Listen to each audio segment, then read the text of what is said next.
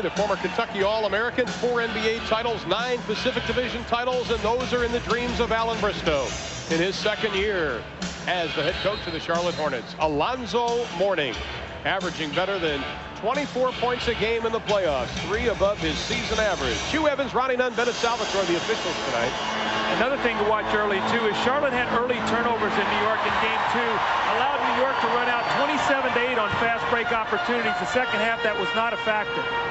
Johnny Newman, the high arcer, goes into the hands of Charles Oakley. See if they run a play for Charles Smith in the post to try to get him a quick touch, maybe an easy score. Oakley, 16 rebounds in Game 2, 17 points in Game 1. They throw it away, the first turnover. We'll keep our eye on turnovers and more so points off turnovers to see if Charlotte or New York, which team is capitalizing on the other team's mistakes. Game 1 was won by the Knicks, 111-95. Game 2, 105-101 in overtime. One apiece as far as the TOs go. Now it is Bogues on Starks, a matchup Alan Bristow likes. There's the quick post, Charles Smith. Starks for the 3, well off the mark, into the hands of Mourning. Kendall Gill waits for his teammates. Newman on top, Smith giving him a lot of room.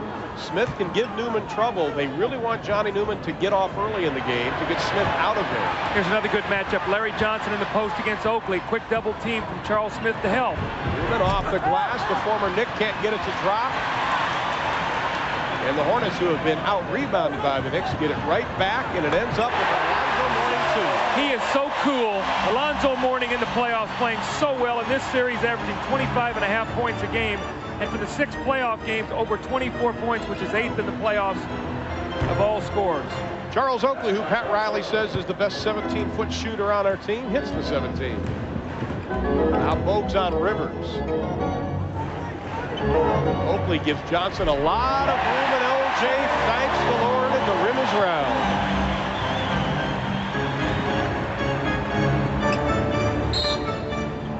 Whistle down low by Hugh Evans. We have our first foul on the game. It'll be on Johnny Newman. Now what happens, Charles Smith posting, if he causes problems for Johnny Newman, it forces Alan Bristow to go to a big lineup, and he has to come in with Kenny Gaddison. It moves Larry Johnson over to the 3 spot. And what it does, it limits his ability to substitute, for Alonzo Mourning with Kenny Gaddison. The double team ends up Oakley with the baseline J, and he drains it. There's 2 for Charles Oakley, 2 quick field goals. Now remember, in Game 1, he shot 7 for 10, and he and Greg Anthony were the guys that the Knicks, that Charlotte was forcing to make outside jump shots. They did so, played very well in Game 1. In fact, he hit his first 3 shots in Game 1. Gill to Bogues. Shot clock inside of 10. Doc Rivers says he's a tough cover because you lose eye contact with him. Johnson, the fall away, and Larry Johnson, who played only 16 minutes in Game 1, did not play all that well in Game 2, is 2 for 2 tonight. It appears that early in this game that Charlotte is using a little more shot clock. I thought that they would look for quicker shots, but I think that Alan Bristow is trying to keep his team at a pace that he feels that they can play for the entire night. So not a lot of quick bursts up the floor right now. A lot of shot clock being used by both teams. The Hornets won 9 of the last 12 regular season games to get to where they are in the playoffs. Steal by Gill. He comes up with a loose ball. Well, that was great help by Kendall Gill. Charles Smith had a dunk. Nice look, Mourning to Johnson inside. Johnson with 6. Now here's what Charlotte really wants to do. They want to get Muggsy Bogues up here pressure. You see Larry Johnson forcing the quick double team. Oakley can't get the jam to go. Here comes Bogues. 4 on 2. To Newman. This is Charlotte at their best. Pressure, running. A 6-0 run by the Hornets. Pat Riley calling out a play. There's a foul call by Bennett Salvatore against Muggsy Bogues. It was so noisy, neither one of it could hear. The play continued. A hand check in the backcourt on Muggsy Bogues. Now, the other day, Ron, when this was occurring, John Starks came up the floor and handled the ball. They ran Doc Rivers down the floor to get Muggsy Bogues out of the play. Let's see if New York will do that again tonight. Either that or they sub early with Anthony Mason. Here's the problem. And Doc Rivers may have hurt his back. He's staying on one knee. Gets up slowly. See, I think you got to get Doc Rivers down the floor. Rivers has had back problems. They lose the basketball. New York has only 7 seconds to get it across the timeline, and the pressure will be put on by Kendall Gill. You can see right now, Starks is in the backcourt, bringing the ball up the floor, and they're taking Doc Rivers down the floor. If this continues, look for them to put in a better shooter to try to punish Muggsy through some screens.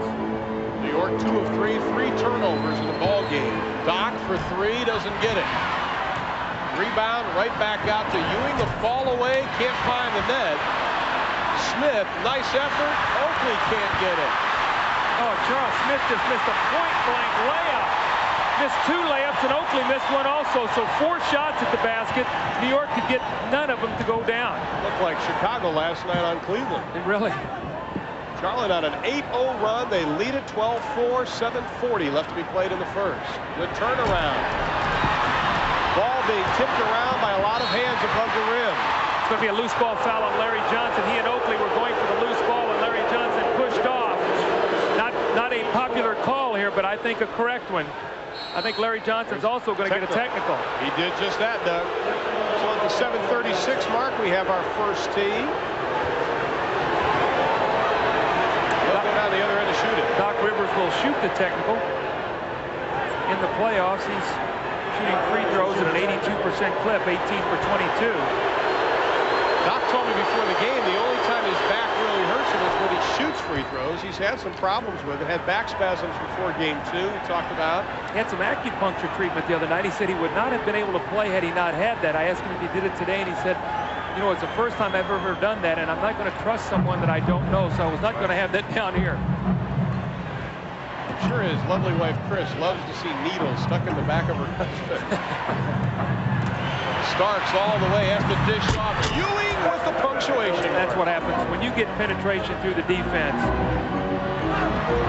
Charlotte quickly down, and it results in a turnover. Great hustle back by Starks to disrupt that pass. Just got a finger on it to knock it away from Gill. Boy, Charles Smith really would like to get a basket. He's struggling. Charles Oakley continues the hot pace. He is now 3 of 3 from the floor.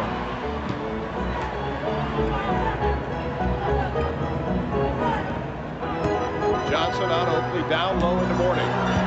Here's a young warrior, jump hook. This guy, I'm growing to love this young guy more and more. We've seen him in the Boston series against Parrish.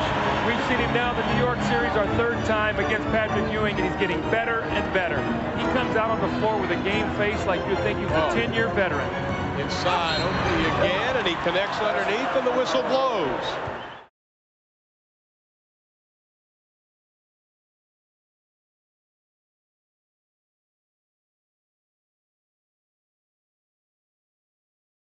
Newman will trigger the inbounds pass. Played only 16 minutes in game 2. Alan Bristol said it wasn't because he was playing badly. He just needed a little defense in there.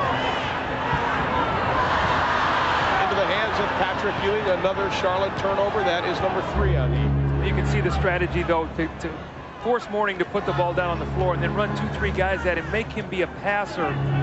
He's had trouble with turnovers. He has 23 turnovers in the playoffs and only 5 assists. They give Smith the college 3, and he takes it for an NBA 2. See, now he missed 2 layups to get started. Now he's hit 2 jump shots, so he is now back in the flow. First lead for the Knicks. Bogues will wisely bring it back out. Morty takes it to the hole on Ewing. No whistle, no foul. The men in blue with the basketball. Well, New York is going to step in. The fans do not like it, but they're going to look to take offensive fouls if they possibly can. Gill has Newman on the right, Bogues on the left. Newman all the way. It'll be a blocking foul on Charles Oakley. But you see, Charles Oakley got himself back, and Johnny Newman should have dropped the ball off to Kendall Gill. Now, Kendall Gill is struggling to score. Doug, here's something we have to keep track of is the free throw shooting for Charlotte against the Knicks. It has been less than adequate. Tonight they are just 2 of 4. They're only shooting 67% against the Knicks. Yeah, and after 77%, which was 5th in the regular season, they're only shooting 70% in the total playoff series. So their free throw shooting is down, which tells you teams punish you a little bit, force you to go to the line, and the pressure is not as easy to make. Starks the running right-hander goes down. And the Knicks lead it by 2 during the 4.5-minute mark of the first, along with Doug Collins. I'm Ron Doolin at the Charlotte Coliseum. 23,698. Ugly shot. But Larry Johnson gets the basket and the foul. I could not tell, but it looked like Ewing maybe got a little piece of that shot by Kendall Gill, and when it did, it fell short. Surprised the rebounder. Let's watch. Shot goes up. Looks like he maybe just deflected enough for it to fall short. No one blocking out Larry Johnson. And the nice power move around the basket. Now Larry Johnson with the opportunity for the three-point play. So Charlotte getting to the free throw line here early. Johnson now 2 of 3 from the line as Anthony Mason has come in. Charles Smith sits down. See, this is what happens when they bring Mason in. Now they run the guards down the floor, let him bring it up. Gotta be careful, Muggsy coming in from behind. They give Ewing the baseline jumper, and he says, "Thank you, I'll take it," for his 4th point. Well, the New York big guys are really shooting the outside shot well. Ewing is shooting it well. Oakley stroked in 3 outside jumpers tonight. Really makes you pay for your pressure defense. 5 of the top 9 guys for New York have bettered their regular season averages during the playoffs. That has not been the case for Charlotte. See, too easy in post position. Alonzo Mourning let him get his position. Look who's out here again, Oakley. He does miss this one. Both with the rebound. The Hornets trail it by 1. 3:44 left to play in the first. Greg Anthony will come in for New York. Del Curry will come in for Charlotte. Shot clock inside of 8. Mourning faces up, lets the jumper go, and he buries it. He's got a lot of confidence in that little face-up jump shot. That's going to open up that long drive. He likes to go to the right, and then when he can mix up a little bit going to the left and finish, boy, he's going to be a complete offensive player because he can shoot the jump hook in the post. Rivers stops from 14, and the doctor makes the house call successful. Look how quickly Muggsy Bogues is back, though. 22 seconds on the shot clock. He had it at the free throw line. Inside, Johnson reverses on Ewing for his 12th point. Patrick looked for the block. Nice move by LJ. A little surprised that Doc Rivers is bringing the ball up here against Muggsy. He's had so many problems with this. Larry Johnson now 5 of 5 from the floor. Doc just backing in on Muggsy. John Starks got away from Kendall Gill. Can't get it to go. Newman has Mourning. Oh, that's an big time knockdown of Doc Rivers. Oh. Doc Rivers is upset, and I think he should be because he had terrific position. And Alonzo Mourning, this was not a flop. He just took his left shoulder and really made him punish himself or punish Doc Rivers. And now the crowd waving the towels. Pressure continued to be put on by the Hornets. This is what Alan Briscoe says, make him go. Johnny Newman steps in front of Anthony Mason for his 2nd personal foul. Here's the play that Doc Rivers was upset. Alonzo Mourning gets position here, and Doc Rivers holds his ground. You see him just lower his left shoulder and bulldoze Doc Rivers down to the floor. He gets the score. Rolando Blackman, who's come in for the Knicks. Greg Anthony also in for New York. Well, both teams have gone to the bench quickly, which lets you know that the pace is very fast, and the benches both want to be able to get into the ball game here early. Ewing, the quick flip from the outside. Mourning comes up with the rebound. As a coach, you get everybody in here early with this kind of pace. You'll find out who's got it tonight, maybe who doesn't, and who you can count on later in the game. Well, Pat Riley was concerned about useless energy, just wasting it. He did that in game 1, and he didn't want to do it in game 2, and he didn't want to do it again tonight. Starks turns, pulls the trigger. Long jump shots mean long rebounds. That'll be a blocking foul on Greg Anthony. Anthony's first personal foul. Well, it looks like in tonight's game early, they're not going to call a lot of the offensive fouls. Now, remember in game 2, Charlotte had 6 offensive fouls of their 14 turnovers in the first half. Tonight, there's been 2 or 3 plays where it could have gone either way. There's either been a no call or a block. So New York is going to have to adjust to that tonight. It looks like they're not giving them the offensive foul, so they got to be smart. Like we talked about Alonzo Mourning the other night, taking upwards of 13, 14 seconds to shoot. Well, our tremendous producer, Glenn Diamond, will put a stopwatch on him here in the 2nd one. Tony Bennett comes in. Muggsy Bogues sits down. Tony Bennett, 4 for 4 in game 1 from the outside. He played very well, and he's done very well in this series. The only thing in the other night's game, he had 4 turnovers in 7 minutes, so turnovers were a problem, although he did shoot the ball very well. Alonzo going through the routine. I feel like jeopardy is doing it. Doesn't get it to go. See, Alonzo shot 78% from the free throw line in the regular season. In this series, he's shooting at 58%. Was 4 for 10 the other night. Missed 2 critical free throws when they were up 13, and then New York started the run. Ewing on Mourning, the big step, the right-handed shot finds the net. That's a pretty move. Going to his right, turn it over his right shoulder, little right-hand runner. Mourning now on Starks, has to give it up.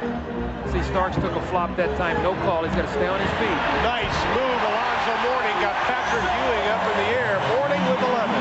That play does not work if you can't shoot. But if you can shoot and you show the ball with a pump fake, you get it honored. Now you get a layup. That's the importance of being able to square up and make shots.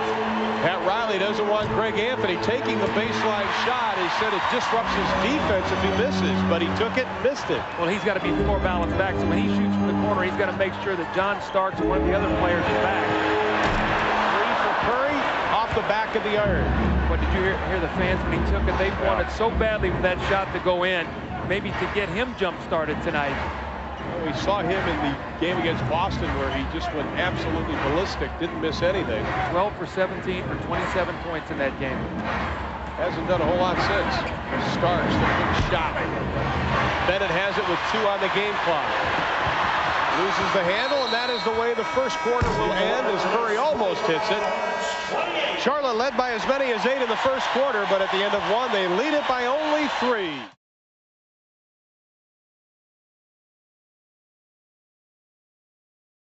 28-25, the Hornets lead it by 3 thanks to 23 points from the combination of Johnson and Mourning. Let's see the nice move by Patrick Ewing, the little runner to his left over his right shoulder. Nice move, and then we're going to follow it up with a nice post play by Alonzo Mourning. He's hit 3 jumpers, so you must honor this pump fake right there, which Ewing does. Now he takes the ball to the basket.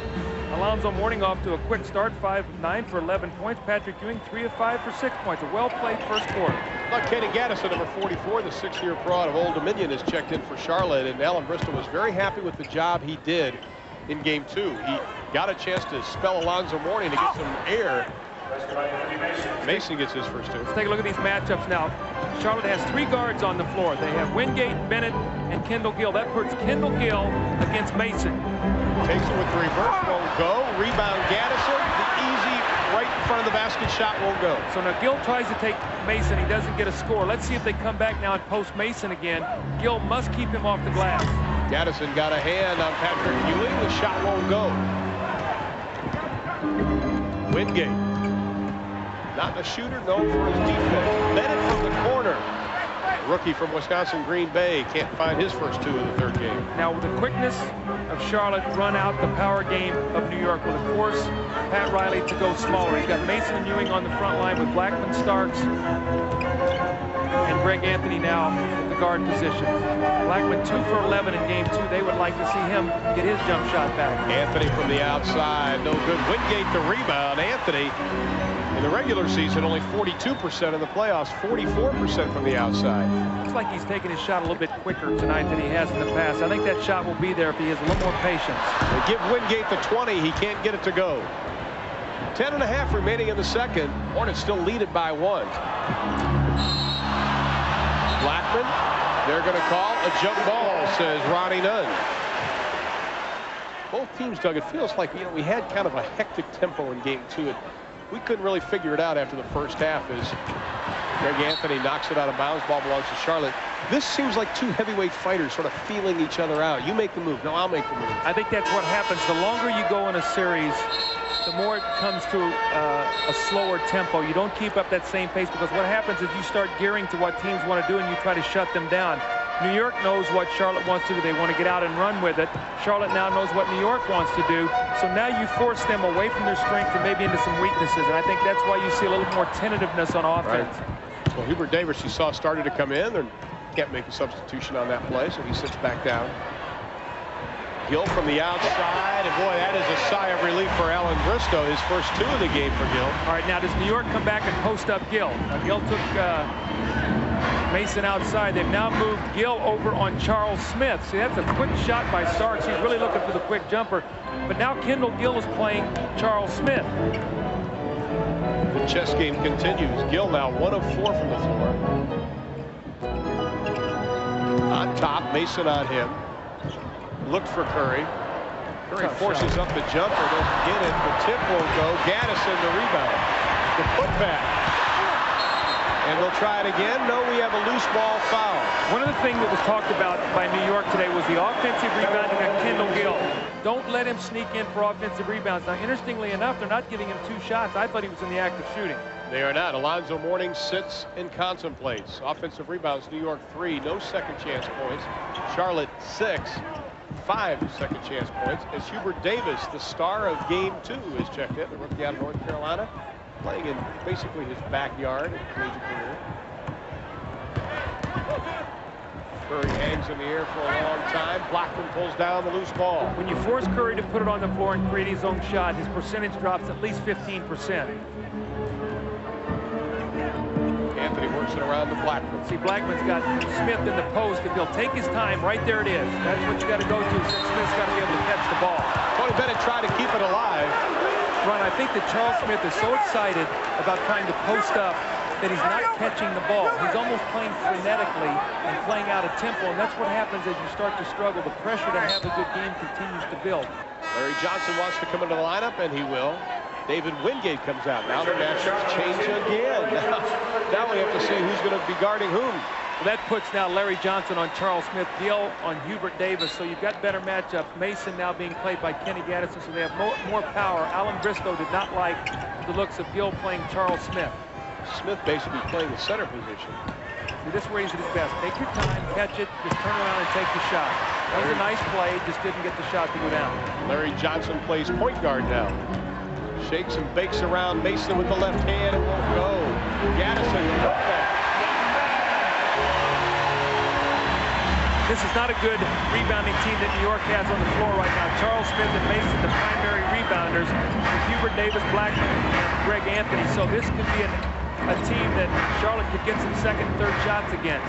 Mason wants the ball on Gaddison, and he gets it. Bennett shows the double, backs off. Shot clock at 5. The kid, as Pat Riley calls him, with his first 2. What happens in the playoffs, sometimes you find a guy that you don't think is going to give you anything. He gives you some big minutes, and then you start to trust him more. And Hubert Davis playing with a lot of confidence. And that'll be off the hands of Kendall Gill. Hubert Davis causing a little problems defensively. Davis, a first-round pick this past year, the 20th pick overall out of North Carolina. The uncle named Walter Davis, familiar in NBA circles. Screen roll. Davis goes through it. Gives it up. Nice pass to Smith. Has a strict no foul. Curry has Blackman to beat, and he does, and he draws the whistle. Well, let's see if this gets Curry excited. Makes a nice layup against Orlando Blackman. Charles Smith going to the basket. He has it stripped low by Kenny Gaddison. This gives an opportunity for Charlotte to run. Tony Bennett pushes it ahead. And Del Curry, the little nice show it, take it around, off the glass for a 3-point play. And he is now 4 of 6 from the line in the playoffs. And the Hornets have a 4-point lead nearing the 7-minute mark of the second quarter.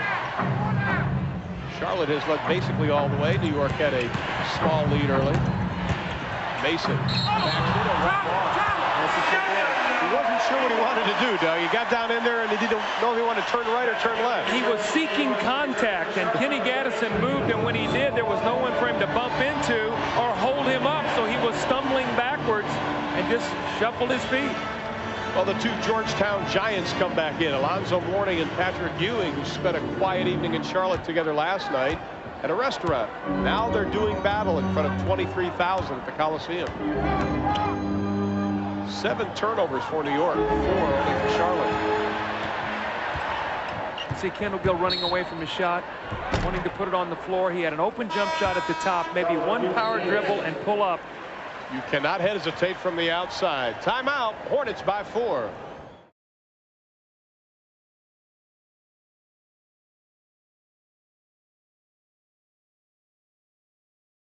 Hornets by 4, 6:59 remaining in the second. The importance of spacing and perimeter shooting. The ball is going to go into the post, and if we hold it right there, look at this. We got a nice post play here. Good spacing. Hubert Davis playing out to the 3-point line. Look where Del Curry's being played. We're going to roll it forward until the double team comes. Hubert Davis is going to come in, and we get it right here. He's coming down for the double team. You're not going to leave Curry. You don't want to give him the 3. So the ball's going to come back out to Kendall Gill. And this is one right there where he's got to think about the shot. He puts it on the floor, creates the foul. But that's the importance of spacing, taking the perimeter shot to open up your post play for Larry Johnson and Alonzo Mourning. Or you see the numbers on him tonight. Tony Bennett remains in the lineup. Muggsy Bogues up off the bench. He'll come in the next break in the action. Mourning. Spinning. Ewing got a piece of it.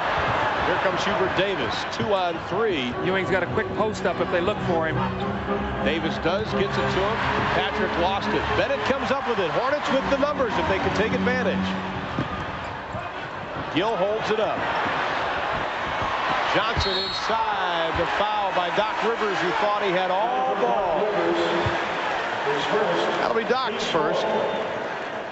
New York a little careless, and Charlotte is taking advantage of it. Patrick Ewing lost the ball down at the other end, and for a moment New York was playing 4 on 5. Doc Rivers thought he had a clean block, but he did get the foul. So Larry Johnson back to the free throw line. Johnson short. Mourning got underneath Patrick Ewing but couldn't come up with it. So Larry Johnson just 3 of 5 from the line, and the Hornets continue their shooting woes from the stripe. Davis looked at the 3, didn't take it. Quick screen and roll. Starks and Ewing, they've defended this very well. Ewing, the baseline jumper, nothing but net for Patrick. That's one of the bread and butter plays of New York. The screen roll with Starks and Ewing, and that they have really done a good job in this series. They have not been hurt that much on that play. Bogues looked at the shot, and he walked with it. No, it's a foul. Alan Bristow scratching his head. What will it take? They are only 6 of 11 from the line tonight. In game 2, where they lost the tough overtime ball game, they were 16 for 26 and missed 7 of their last 11 free throws. Wingate missed 2, Mourning missed 2 that I know of in the 4th quarter. So that was a real key for them, of missing those critical free throws when teams are not going to give you easy baskets. Comes back to haunt you. Ewing, the tip by Anthony Mason over Larry Johnson, who throws the basketball down. See, Larry Johnson has got to step back with that big body and bang Anthony Mason and not let him get that easy opportunity. Use those big shoulders. Get yourself in position. Mason 5 points, 5 rebounds.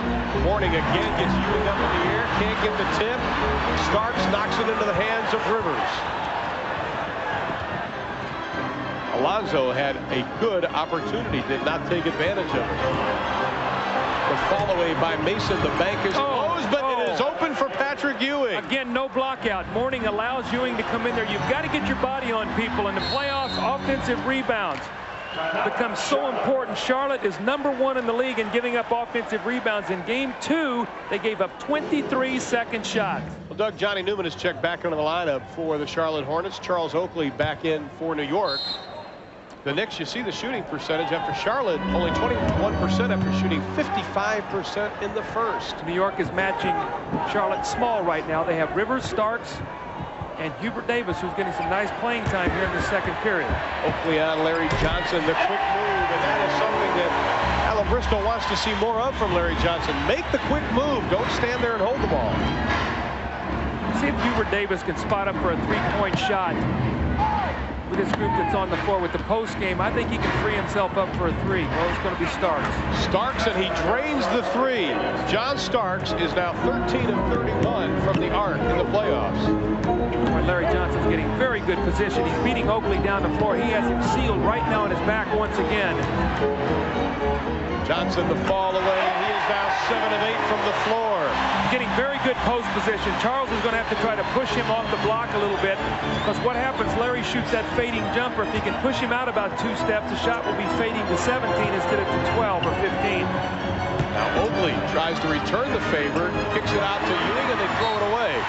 That is turnover number 9 for the Knicks, who are averaging only 15 a game in the playoffs. Alan Bristow was talking to us today, Doug, and he said he was wondering where the big shots will come from. We may see it in number 2 for Charlotte. He is getting the shots right now. very comfortable right now playing against Oakley. He has the quickness on Charles. Gill, the spin move. Posting on Starks. Starks has got a hand in his face on every shot. The only play he's gotten is the little pull-up jump shot against Mason. He has not gotten a field goal against Starks. He is inside the Doc Rivers with authority. Don't go in there, Doc, with anything weak against Mourning. With that bad back, Doc goes in there strong and gets the dunk. That's a nice, powerful play. John Starks didn't make the NBA's second all-defensive team for nothing. In fact, defense is really what got John Starks in the league in the first place. Johnny Newman, bodies flying all over the place. Bennett Salvador says the foul is on John Starks. New York's in their press break attack. With this group, John Starks will try to bring the ball up the floor. Davis out racing Johnny Newman. Quickly, the Knicks into their offensive set. Rivers will take it from the arc. It'll be short. Starks looking for three. Baseline off the glass. The men of Teal have it. Bowes. What is this? This is the men of Teal versus the men of Steel here. And the men of Teal are doing well. Alonzo Mourning is down on this end right now. Johnny Newman is the beneficiary of a goaltending call on Ewing now. In game 2, Alonzo Mourning went out with back spasms. He got hit in the face down there. He was holding his face. I do not know how it happened. We'll have to take a look when we get a chance. And Larry Johnson, a very silly foul, and that is his second. Larry Johnson came over to double team. He's going to leave Oakley, try to force Doc Rivers to give the ball up to scramble New York's offense, take them out of their rhythm so that they can't run the rhythm that they like to in their set offense. Let's watch Mourning. Right there. Right there, he got scratched right in the face, either by Larry Johnson or by Oakley. Sidney Green comes back from New York the other night, finds out that his house was robbed, and what he was upset about was the videotape of his children. They stole that, and also his first NBA game, the tape of it. Doc again, the second jam tonight. Muggsy Bogues going back to double team. No one stepping in on Doc Rivers. Muggsy doing what he's supposed to do, get the double team. Offensive foul called on Johnny Newman as he was trying to post up on Doc Rivers, and Newman is now with 3 personal fouls. Without Alonzo Mourning in the game, Ron, they lose the 4th leading shot blocker in the NBA, and they really do not have a shot blocker. We see Newman just backing himself into Rivers. That's one of the few times we've seen a guy flop and get the call. Doc Rivers did a nice job of acting on that play. Well, Doug, talk about the fact Alonzo Mourning has had a lot of breathing time, a lot of bench time. We've talked about in game 2 and in game 1 the fact how tired he was in the 4th quarter. This may be a plus for them. Give up a little bit now, save it for the 4th. How about Doc Rivers running a dunk drill here? That's 3 dunks for Doc Rivers. So much for bad. Bright minds think alike, don't they, Ron? We got to quit hanging around, Doug. Rivers 4 of 6, 9 points. And the Knicks have a 1-point advantage as we head into the final 2 minutes. Johnson works on Oakley. Oakley reaches out and touches Larry Johnson, who then runs over Doc Rivers. Charles Oakley's holding his left knee. I think Oak might have hurt his left knee. We'll have to keep our eye on Charles Oakley. He gets up very gingerly. He had a knee problem last year. He had sprained a knee ligament last year that really hurt him. Let's see if he gets banged here. Keep our eye on his left knee. Right there, he hits it on the floor. So I think that's probably going to be more of a bruise than it is a twist. And we are tied at 46. Starks working on Wingate. David Wingate, a very good defensive player. See, Ewing can post up Sidney Green. If he can crab dribble this ball and get it to him, Ewing will get a shot. Ewing knocked over David Wingate, allowing Starks to get the easy 2. They were teammates. They can throw each other around a little bit. That's right. That's a good matchup right now for New York, though. Sidney Green cannot handle Ewing if they can get him the ball inside. No basket. Del Curry went about an inch too far underneath the basket. 6th turnover for Charlotte as Anthony Mason was going to check in. He's not now. The pressure continues. See if they can get the ball to Patrick Ewing. New York leads by 2 heading into the final 1 minute of play in the first half. There's that screen roll again. There's no one play that's beating Charlotte. Oakley gets the shooter's roll. Charles Oakley dug with 11 first-half points. Larry Johnson on the season's only blocked 27 shots. So when he lets a guy get down there, you're not going to worry about him getting a shot. Larry Johnson past Patrick Ewing. Well, maybe this is going to be that night that he gets 80. Remember, he said he was going to get 80. He was upset with Pat Riley when he didn't play much as a starter in the All-Star game. So he's got 20. He's 1/4 of the way there. The problem is the game's half over. There's the matchup I was talking about right there. Oakley snared the rebound and lost it as Larry Johnson the last to touch it. 7 seconds between the shot and the game. We haven't really heard from the sellout crowd here at the Coliseum. It has been a very quiet crowd, at least for Charlotte. Now they're starting to get a little riled up. Well, they couldn't get the quick shot, so they're going to use clock now. 6-second differential. Starts inside the paint. Ewing, 7 on the shot clock. The big step inside, and Patrick drains it with 10.9 left in the half. He took his time. He had a smaller player on him, did not get in a hurry, knew that he could get the shot. Lonzo Mourning remains on the bench. Muggsy Bogues, the high arcer, won't go.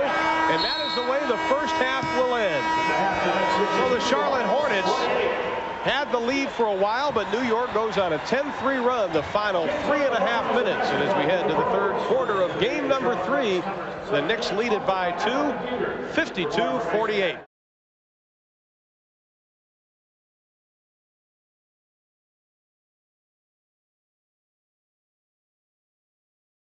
Charlotte led by 8 early on at 12-8. New York's biggest lead was 4, and that is where we stand right now. 52-48 as we head into the third quarter with some other numbers.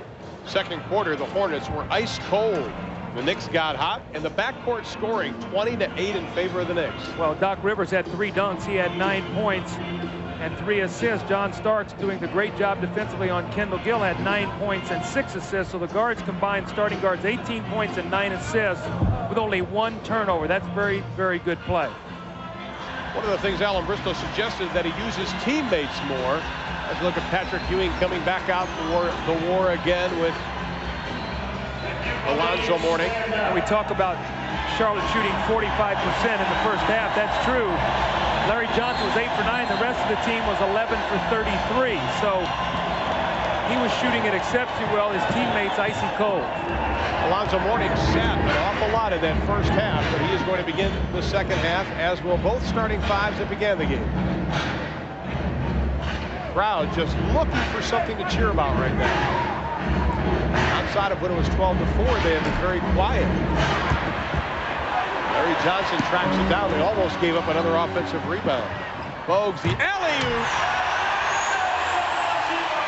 That'll get him cheering. Well, Alonzo Mourning knows when to use his speed and quickness against Patrick Ewing, and anytime he has an opportunity to sprint out, he's been able to do that, and the result of it has been an easy fast break opportunity or a dunk.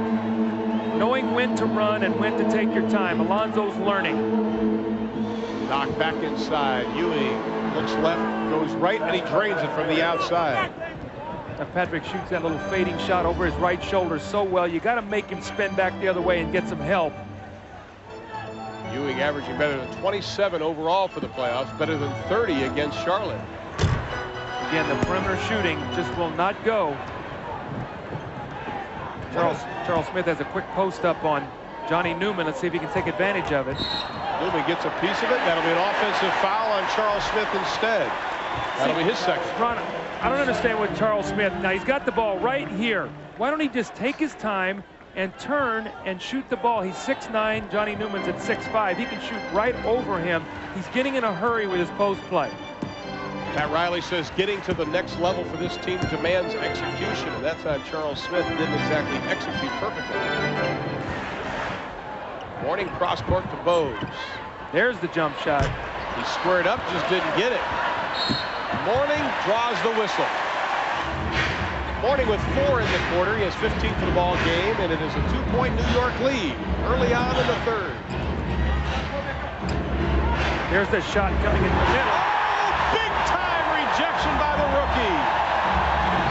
That is a Spalding Burger Deluxe. And then a wild shot by Starks. Last touch by New York.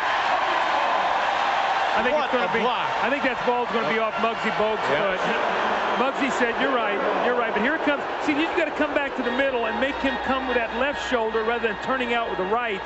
He also puts it on the floor. You can run a guy at him and try to make him pass off the dribble. So a sensational block by Mourning.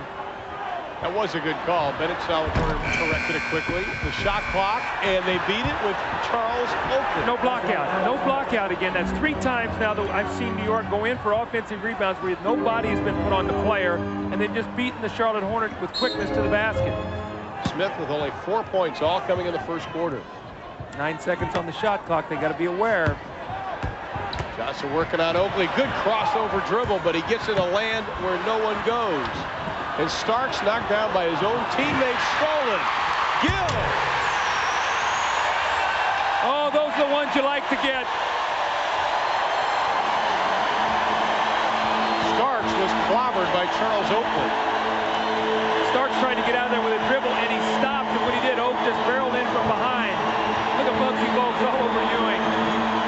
Tip. Can Johnson come up with it? He does. To the hole. Counted. And then he gets in Charles Oakley's face. And Larry Johnson's got to be careful. He's already got one technical. He gets another one. He gets thrown out. So he better watch what he's doing here. Bennett Salvatore is doing him a favor. Because had he hit him with a technical for shoving Oakley in the back, Oakley in here talking. Now Mourning goes over. Johnson better be careful. Yes, he better. They cannot lose him tonight. And Pat Riley grabs Oakley.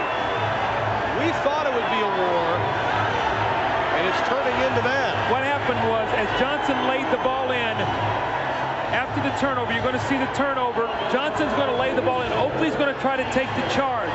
Larry Johnson's going to come down. It's a block. It's a good call. He's moving. Now here's where the action starts, right here. They're laying down on the floor, and they start talking to each other. Larry Johnson says something. Oakley says something. And there's the push right there. Had Bennett Salvatore given him a tee, Larry Johnson's out of this game. Very, very good officiating by Bennett. Are we seeing now one of these periods that we've seen with New York in every playoff game where it starts to slip away from them? They go through one of those droughts. They had a 4-point lead. They're now down 1. Hornets have a chance to go up either 3 or 4. So let's watch the next few minutes and see if it's going to be one of those classic New York droughts. Well, we saw him go 7-46 without a field goal in game number 2. Johnson to Bogues. See the good rotation defensively. Inside, nice look to Mourning. It goes!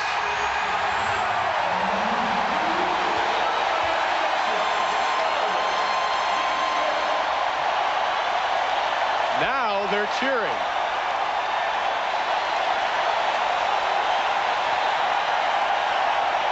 See the replay, Muggsy Bogues going to the basket, and Doc Rivers made a mistake. He ran out at Muggsy Bogues as a shooter instead of a driver, and when he did, Muggsy got him wrong-footed and took the ball past him. So when you close out on Muggsy, you play him for the shot, or make him take the shot and play him for the drive. A 4-point lead now. Hornets lead 60-56. And they are on an 8-0 run. That foul, by the way, was on Anthony Mason. That is his third. And New York finally gets into their offense with 15 on the shot clock. A lot of bumping. Mason, a clear path and an easy layup. What Charlotte wants to do on that screen roll, they're running off of Oakley, and they're trying to force a quick trap to run them out of their screen roll. New York has scouted it, and they've got a counter, and it's working for them. That is the shot that beat Boston. Mourning hits another. 8 in the quarter for Mourning, 19 for the ball game. There's the trap. Bogues, Rivers has to foul him.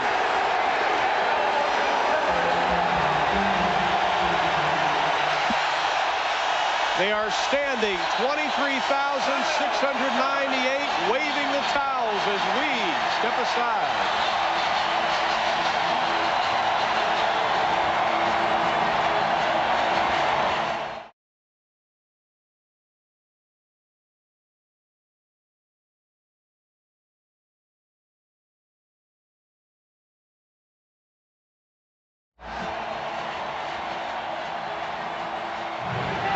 Charlotte continues to try and disrupt the tempo of New York's offense. Mason to Rivers, back on top to Starks, who says settle down with 14 on the shot clock. If New York is able to survive this round and move on and face Chicago, which many people think is going to happen, this is what they're going to see against Chicago. Chicago's going to come up the floor. So the best practice New York can get, and I'm not counting Charlotte out by any stretch of the imagination, is to play against all this trapping pressure defense, because that's what they're going to have to do to beat Chicago. Pat Riley said that the Indiana series prepared them for the Charlotte series. So it seems like every step they're going right now, they're getting prepared in a different way, if indeed they can defeat Charlotte. Starks left open, doesn't get it. Loose ball foul down below, and it'll be on the Hornets, and it'll be on Larry Johnson. It'll be number 3.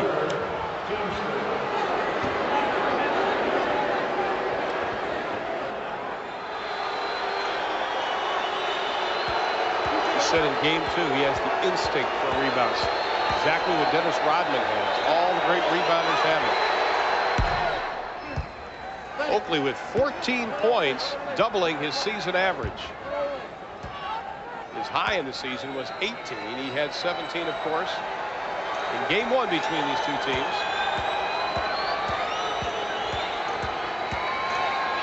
The brick man waving the brick in the background. But Oakley gets the roll. We talked about, or at least I said a while ago, that we're setting ourselves up for one of these fourth quarter games that we've seen between Charlotte and New York in the regular season and the playoffs, where Charlotte has been right in the game and New York has owned the fourth quarter. Will the home court make the difference tonight? Johnson, the whistle blows, no basket beforehand, and it'll be on Oakley. His 4th. So Oakley, with his 15 points, has 4 personal fouls. Johnson, with 23 points, has 4 personal fouls.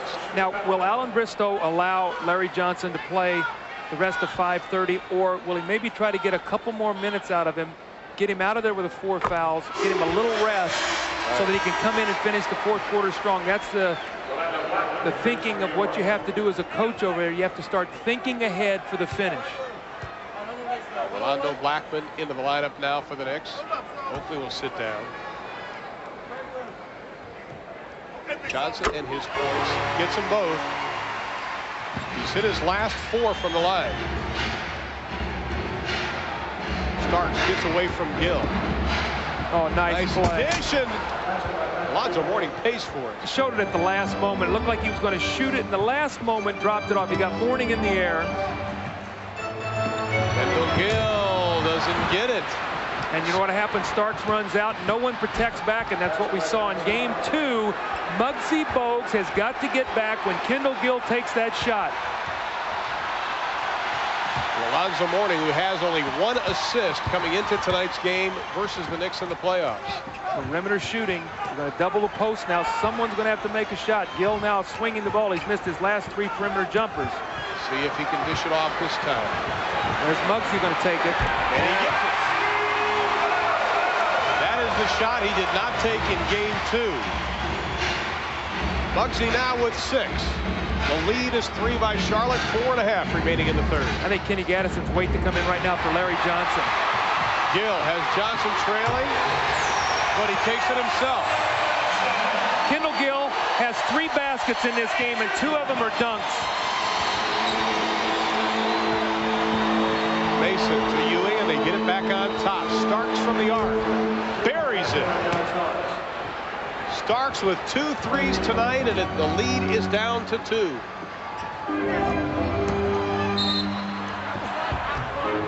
We have a whistle. We're seeing Alonzo go to his left a little bit more tonight. Patrick is way over on that right hand, and Alonzo going left, and he's a little bit more under control tonight.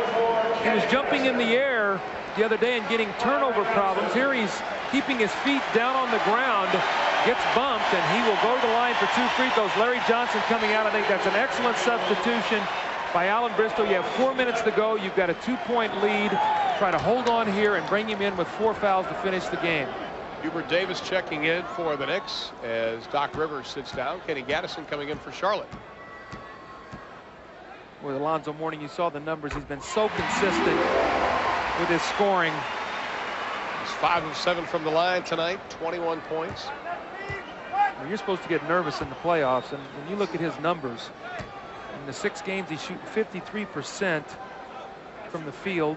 He's blocked 23 shots, averaged over 24 points, about 10 rebounds. The only thing is he's got 5 assists and 23 turnovers, so he has not passed the ball well out of double teams. That's his next growth as a player. And Charlotte, after the free throw woes in the first half, 9 for 9 here in the second half, they've opened up a 4-point advantage. A whistle, illegal defense called on Charlotte. Alan Bristow doesn't like it, but that is only the first of the game for either team. Kendall Gill was down one step too deep away from Orlando Blackman. In game 2, you remember, Charlotte was able to build up the lead. They led by 13 with just 6:48 showing on the clock. And as Doug touched on briefly, fourth quarter problems for Charlotte. We are indeed heading for something just like that. The Charlotte lead in the fourth. Mason, the spin. Offensive rebounds once again. After doing lost the handle. And Johnny Newman thought he was farther down by the line because he stopped. He had another 2 or 3 steps to go. That was a typical wide receiver move where you're looking to get hit.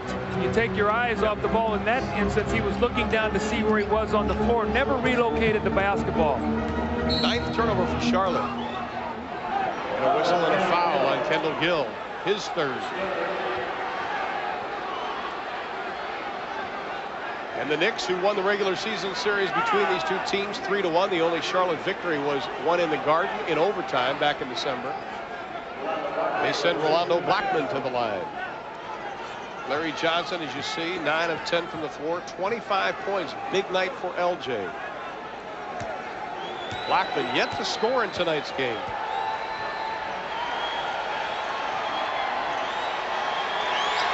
Remember, in game 1, when the Knicks were tied and they came on and had a 31-15 fourth quarter run to win that game by 16. Blackman was contributing heavily, shot 6 for 13 in that game off the bench, and then in game 2, 2 for 11. So he's been up and down in the playoff series with his shooting. Gets them both. Wingate into the lineup. And Kendall Gill sits down. So Mourning, Wingate, Newman, Gaddison, and Bowes for Charlotte. Mason, Davis, Ewing, Starks, and Blackman for the Knicks. There's Muggsy's jumper again. He doesn't want to take it. Shot clock at 4. Newman lets it fly. Can't get it. Battles for the rebound. He had it and lost it. Davis goes down hard. Starks to the hole. No, it's going to be an offensive foul on John Starks.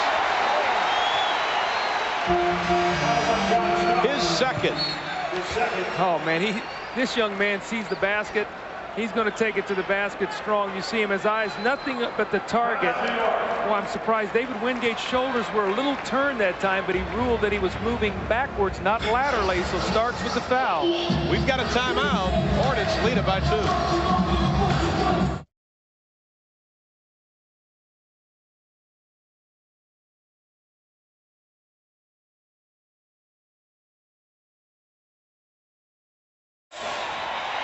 Take a look at the one play that I talked about. When Kendall Gill's going to shoot the shot, we stop it right there. All right, John Starks runs at him. He is now going to release. Someone's got to be back. If we stop it, keep it going, hold it right there. You're going to see Johnny Newman and Muggsy Bogues right here in this position have to protect the backcourt. Neither one of them do, and as a result, John Starks gets the breakaway. That's the area they've got to really cover back when they shoot that baseline jump shot, because Starks is going to release. Bogues from 18. It. Perimeter shooting. Will this set up a strong fourth quarter finish? Well, at the end of the third quarter in game 2, it was 76-71. Charlotte by 5. And in game 1, it was 80-80.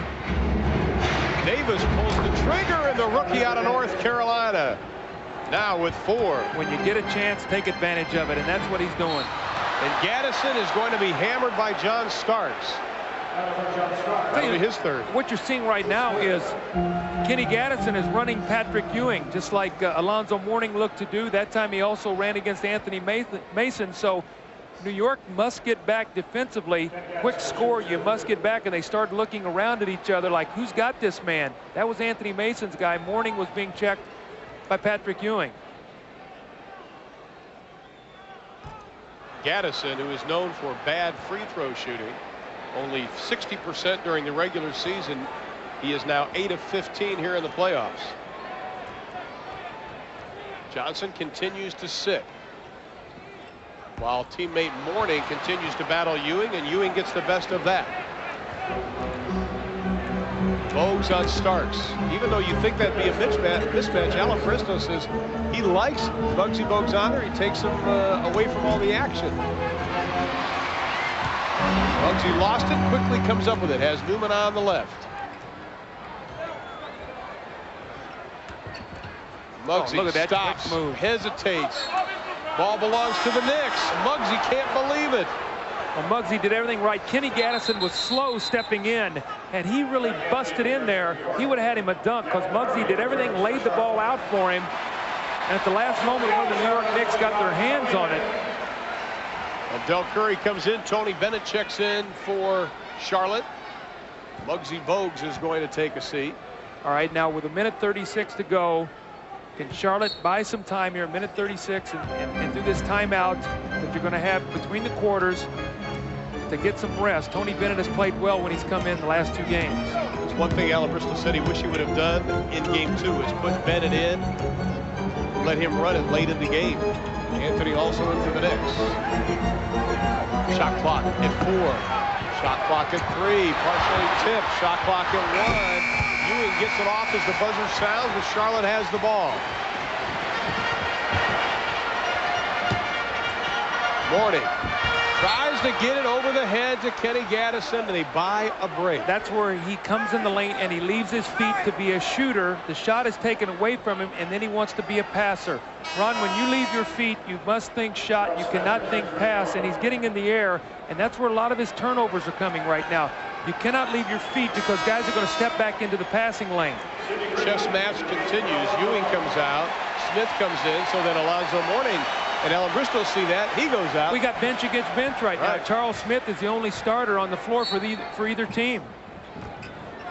We talked about the fourth quarter woes in the last 4 games with New York. The Knicks have outscored Charlotte by an average of 11 points in the fourth. Shot clock at 3. Wingate puts up the prayer. It won't be answered. Davis tracks it down to Mason. Nice hustle by Mason. He took it away from Sidney Green. Smith wanted the ball as he was posting up on Wingate. 35 left in the quarter. The Hornets by 2. This is amazing. The scoring at the end of these quarters. Bennett stripped it with 6 on the shot clock. Now let's show you some numbers that'll explain exactly what Doug and I have been talking about the last couple of minutes. Fourth quarter woes. Well, on the regular season, New York has won 3 of 4, and you can see they've outscored the Hornets by an average of 8 points in the fourth quarter in the regular season. Game 1, it was a 16-point differential after a tie score. In Game 2, New York was down 5. They outscored them to send the game into overtime. Now, the key man during both of those stretches has been Patrick Ewing and Alonzo Mourning. In Game 1, where Mourning got tired, he was outscored 9-6 after a big 3 quarters where it was 24-21.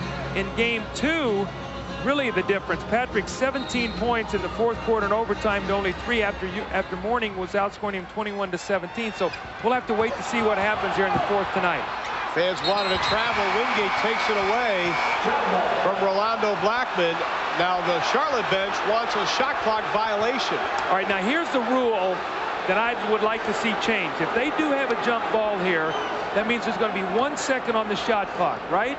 Well, if New York gets the tip, there's going to be 24 seconds. They're going to get the last shot. I think they should leave 1 second up there, and if New York gets it, I think they have to shoot the ball. So this is one rule I'd like to see changed, and I've lobbied with Rod Thorne and Daryl Garrettson and stuff, because right now if New York gets this tip, they're going to get the last shot. Moot point because Charlotte gets it, but still, I think you reward the offense in a play like that by giving them a new clock. They had turned off the shot clock. Charlotte can have the last shot if they use it to their advantage. Gaddison trying to push on Smith. Anthony glances up at the clock as Bennett dribbles around. 3 seconds. Curry's shot way off the mark into the hands of Wingate. The basket will not count.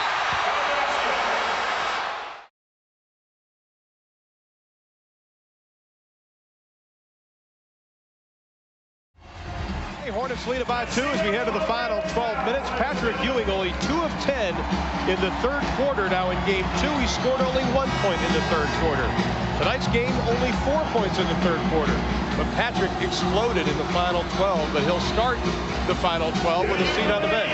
New York has out-rebounded the Hornets 37-26, but the Hornets have 10 steals, total of 17 New York turnovers that have led to 23 points. Charlotte only 10 turnovers for 10 points, so while New York is out-rebounding them by 11, they have them outscored by 13 off steals, turnovers, transition. So right now we have an even game based upon those two statistics. You see the Knicks shooting percentage in the third quarter, 30%, reminiscent of game 2 between these two teams. One thing that saved them was they got 9 more shots at the basket. 23 shots, only 14 for Charlotte. And they're not going to the free throw line that much, New York. Only 8 shots from the stripe tonight. Gaddison sneaks away from everybody for the easy 2.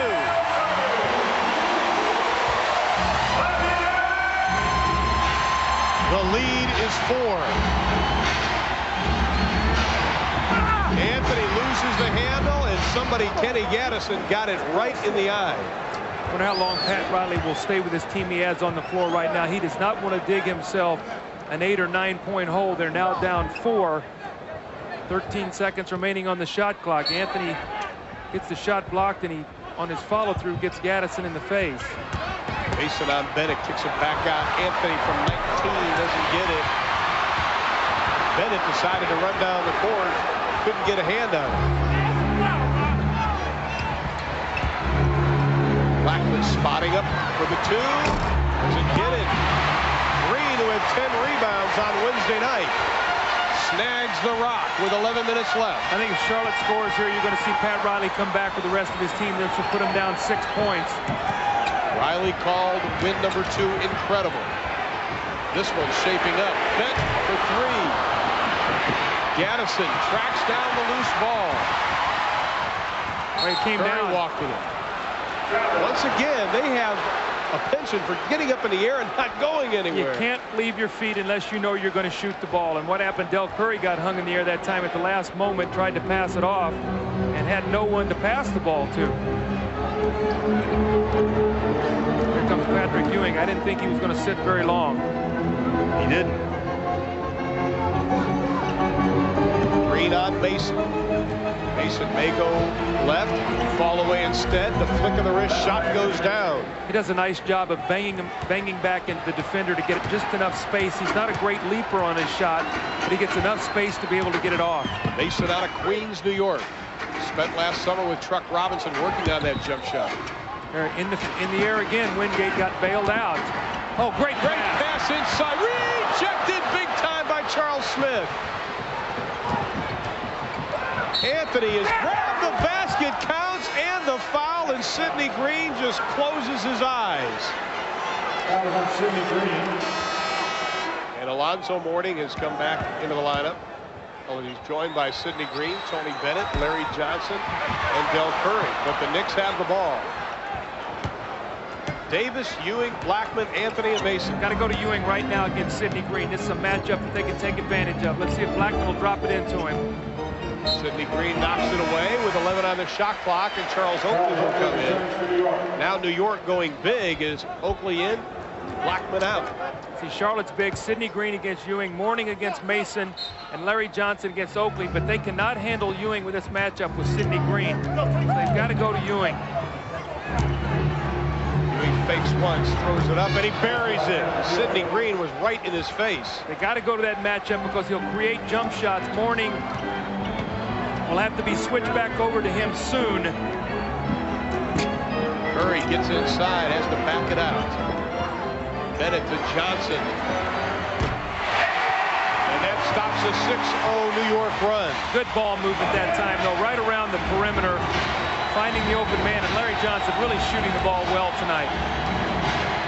That's 10 for 11. I guess he's shooting it more than well. That's well done. Well done, exactly. You can't say that's a quiet 10 for 11. Anthony sneaks inside. Mourning clears it. Tied at 77. 8:55 left. Mourning out front. Oakley dares him. He takes it, doesn't get it. Curry off the glass. See, Ewing is playing against Alonzo Mourning right now. Excuse me, Ewing is on Sidney Green. Oakley against Mourning. They do not want to get any more fouls on Ewing. So look for that matchup to change now. We get about the last 8 minutes. Mason from the line. Rolls it around and it drops.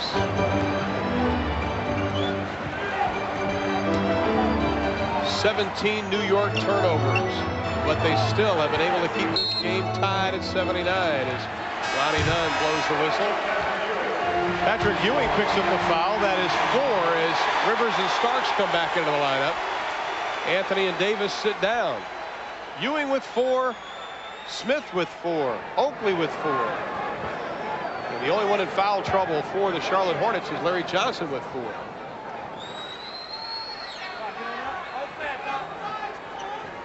Fresh 24 for the Hornets.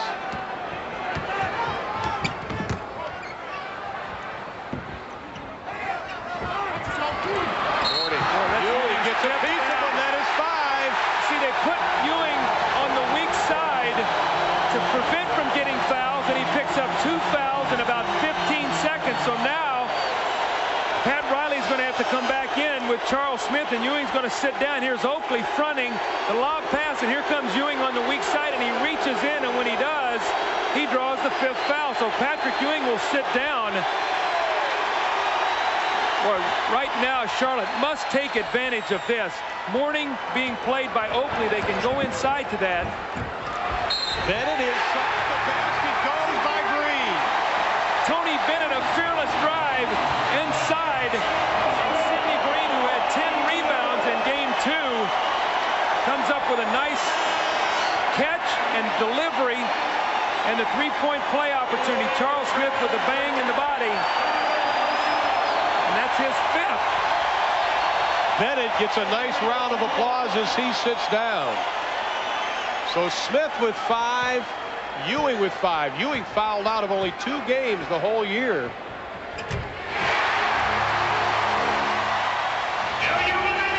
The lead is 3, 82-79. Boy, Doc Rivers got to be really careful against this matchup with Muggsy. He's already picked him once tonight for a layup. Muggsy eyeing the basketball, which isn't hard because he's right at the height of the dribble of Doc. Oakley stepping up big time. Charles says, you better come out and play me. I can make these open jump shots. Don't leave me this open. Now he's got to play Mourning on this end. This is a tough cover for him because he's not a shot blocker. Mourning knows that he can go right over him. Doc ties up Alonzo. Bug loose on a rug. We got a kick. That'll be against Charlotte. New York has the ball. 17 points for Charles Oakley. We've had 9 ties, 16 lead changes. This is where maturity for Mourning has got to come into play. Charles Oakley's not a shot blocker. He will strip you on the way up. Protect it, jump, and take your shot. Don't worry about being in a hurry to create a shot like you would against Ewing. You can take your time. Right. Starks all the way to the hole. Tipped up. Won't go. Tipped again. Charlotte's got it. Bogues pushes it across. Finds an opening. It goes!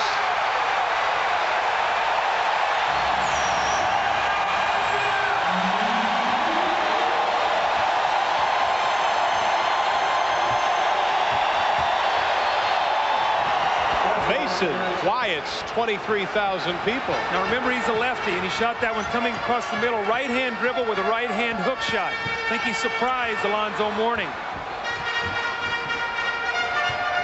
With the sounds of charge. Now this is their 4th quarter guy, Larry Johnson.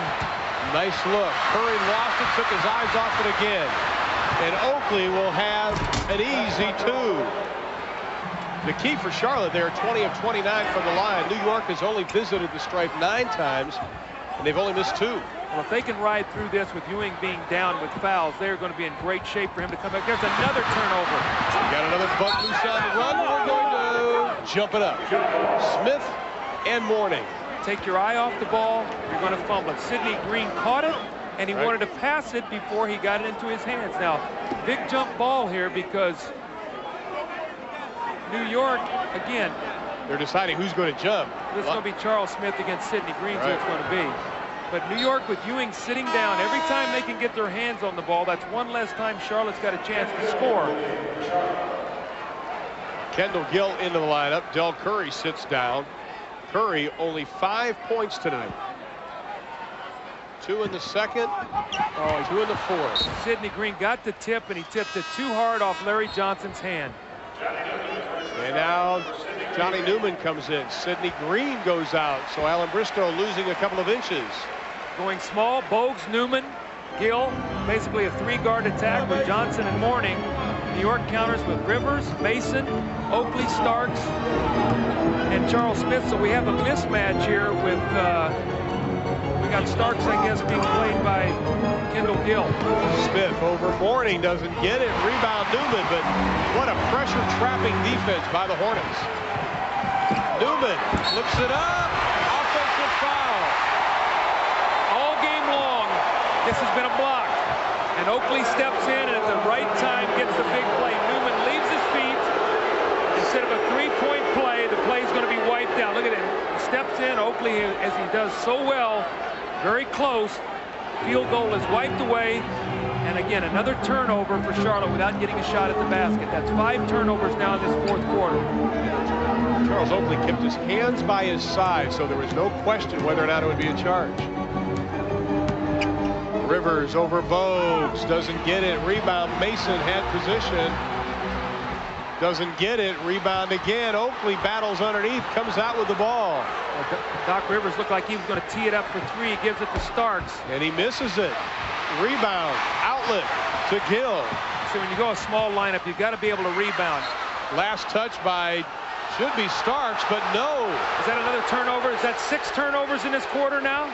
Another turnover, and Alan Bristow is livid, as we see on the side. So they're not getting any opportunities to take advantage of Patrick Ewing being out of the game. They're not even getting any shots at the basket.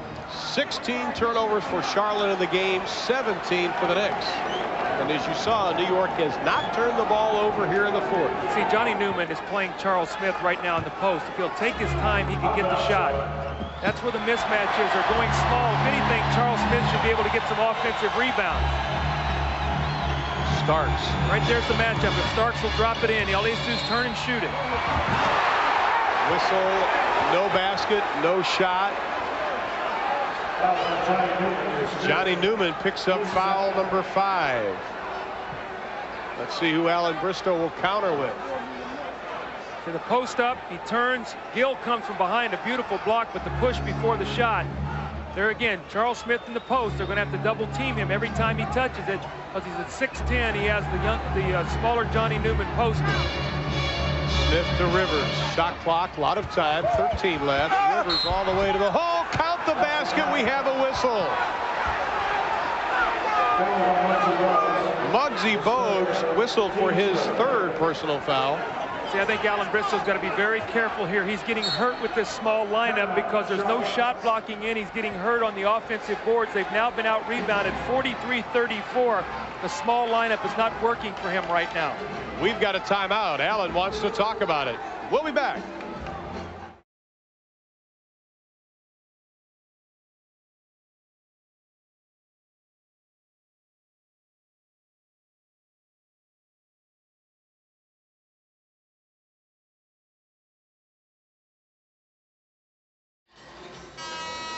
Alan Bristow very upset with his team as they trail by 3, 4.5 left, and for good reason, Doug. Patrick Ewing is out.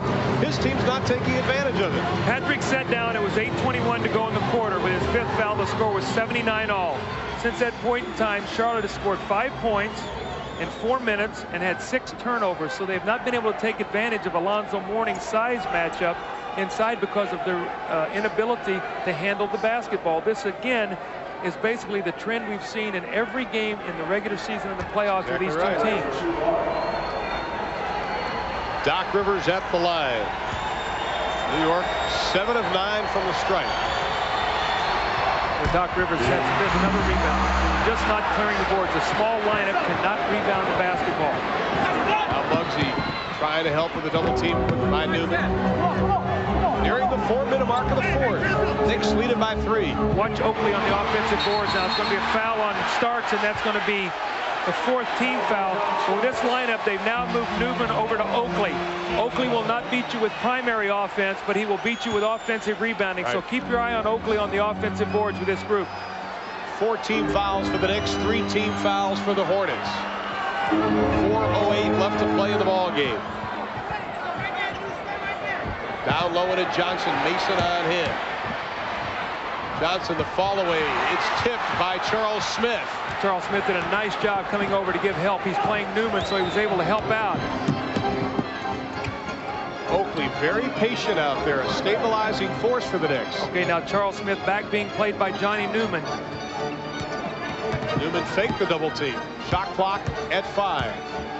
Starks for 3. Oh, killer shot. That was a killer shot by Starks. John Starks, who attempted and made more free throws than three-pointers than the rest of the Knicks combined, has given New York their biggest advantage at 6. Well, the crowd wants to get excited, but I think the air went out of the building with that 3-point shot. That is a backbreaker. Johnson stalling with the ball. Shoot it. Buries it. Bogues with 12. The lead is 4. When does Patrick Ewing come back? We're at the 3-minute mark now. Here he comes. Going to post up. Charlotte looking for the stop. Starks looking to help the Knicks get a 3-0 lead in the best of 7. Smith with 2 on the shot clock. That'll be an offensive foul on Charles Smith. He is going to sit down.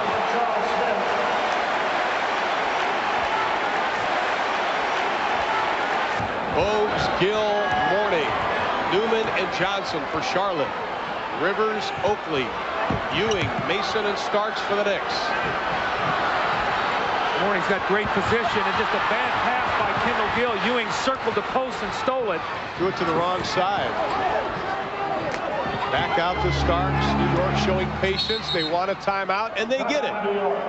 2:25 left. We've got a nail-biter in Charlotte. Knicks lead it by 4. Charlotte shooting 60% in this quarter, but they've only attempted 10 shots because of the turnovers. Well, Doug, we talked about at the beginning of the game that Alan Bristow was really concerned of who is going to take the big shot. Larry Johnson started out very well, but he has only 2 points in the 4th quarter, 7 for the half. Now it is Ewing for New York. Gets Mourning up in the air. Good defense, though. Nice double team. Forced a very difficult shot. Almost 2 minutes. Johnson for 3. My goodness! He is 1 for 2 in the postseason from the arc. Boy, that changes everything. On the season, he was 18 for 71. Not bad. Now New York's patience and poise will be tested. 9 seconds to go on the shot clock. What a big-time move! This guy has played unbelievably well in critical situations. Game winner against the Pacers, game winner the other night. Mourning. Oh, hold on to your seats. This last minute and a half could be a knockdown drag-out. Oh, Mason picked up his dribble. Boy, this will test your patience. Ewing inside again. 4 big points in a row for Patrick Ewing in his 8th year. The lead is 3. 1:10 left to play. Johnson has to kick it out. On the pass out, though, the Knicks are in the penalty. They've committed their 5th team foul, so Larry Johnson will be shooting 2 free throws. Remember now, in game 2 the other night, they could not convert these free throws when necessary. You mentioned, Doug, they missed 7 of their last 11. 5th team foul. The growing up of a young team, playoff pressure, you cannot simulate this in the regular season. You can't simulate it in college, in practice. You have to go through it. And Larry Johnson pulled the string, and you see his reaction. He's down on the floor. He's down on his knee. Must regain his composure and knock this one in. Still plenty of time remaining in this ball game. He is only 7 of 11 from the stripe.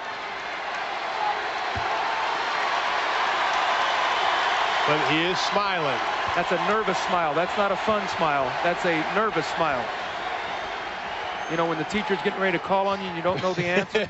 I know that. Larry Johnson has not been in that many close big games in his college or professional career. But he's in a tight one now. The Knicks by 2, just over a minute left. We've got a minute 9 here to see whether we're going to have a series or not. If New York can hold on, they go up 3-0. Chances are Charlotte will not have a chance in this series. If they're able to win this game, you come back on Sunday, push it to 2-2. You could be in for a very long game or a very long series. So New York right now, their fate is in their own hands. If they can execute and get the job done here with a minute 9 on the 50th floor. See if they go screen roll now to Ewing. He likes to slip this pick. If he starts run screen roll, going to use some clock. Green is guarding Ewing. Mourning pops out on Blackman. Blackman back to Starks. He looked at the 3, lost the handle. Ewing again. Doesn't get it. Charlotte can tie with 45 left in the ball game. They got a chance for a 2-for-1 possession here too. They can take their time and get it 2-for-1.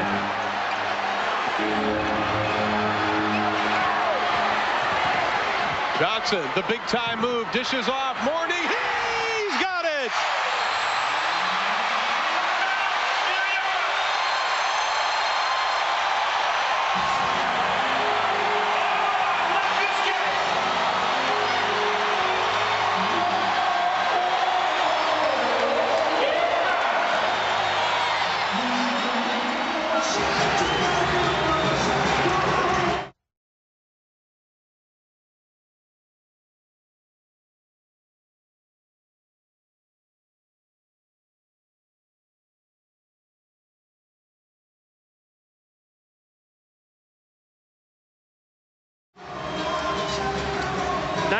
.94, 30.9 seconds remaining. We talked about Larry Johnson be the go-to guy. If we stop it right here, here's the strategy. Turn Larry Johnson, run Doc Rivers in behind him for the steal. Larry Johnson sees it at the last minute right there, and he picks his dribble up, comes back to the middle. Here comes Ewing for the shot block. Mourning steps in and gets the finish. Great play by Larry Johnson to keep Doc Rivers from coming in from the blind side. Important that Charlotte still has a foul to give as we look at Larry Johnson, 31 points, 7 rebounds, 5 assists. I tell you, the one thing about that foul to give, though, the important thing is Charlotte's going to commit it. They want to commit it before it gets into the last 24 seconds or New York gets the last possession. So otherwise, they want to play good defense, stop them, and then they get the last chance to win this game. Charlotte has played good defense throughout this series. Our 10th tie. We are at 94. We got Starks played by Muggsy Bogues. There's the screen roll we always talk about. Muggsy got a piece of it. Rivers for 3, doesn't get it. Charlotte has the ball. I think you go right with it. Allen's going to call timeout. The crowd is going ballistic.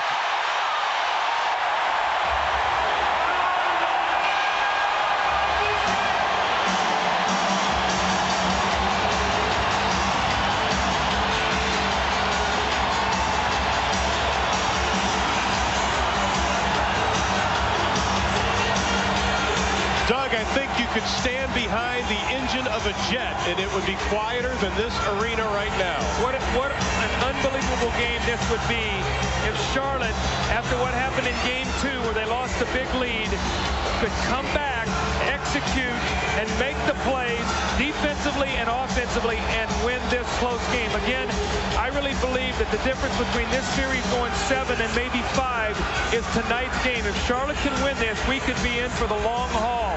Otherwise, I think you're going to be looking at a 4 or 5 game series. Well, Chuck Daly talked about it last night in our studio. We talked about how important winning Game 2 is, but if you don't, you really have to forget about it. You think about this is the youngest team in the NBA playoffs right now. They've been able to forget Game 2, the disappointing loss, and they've played extremely hard.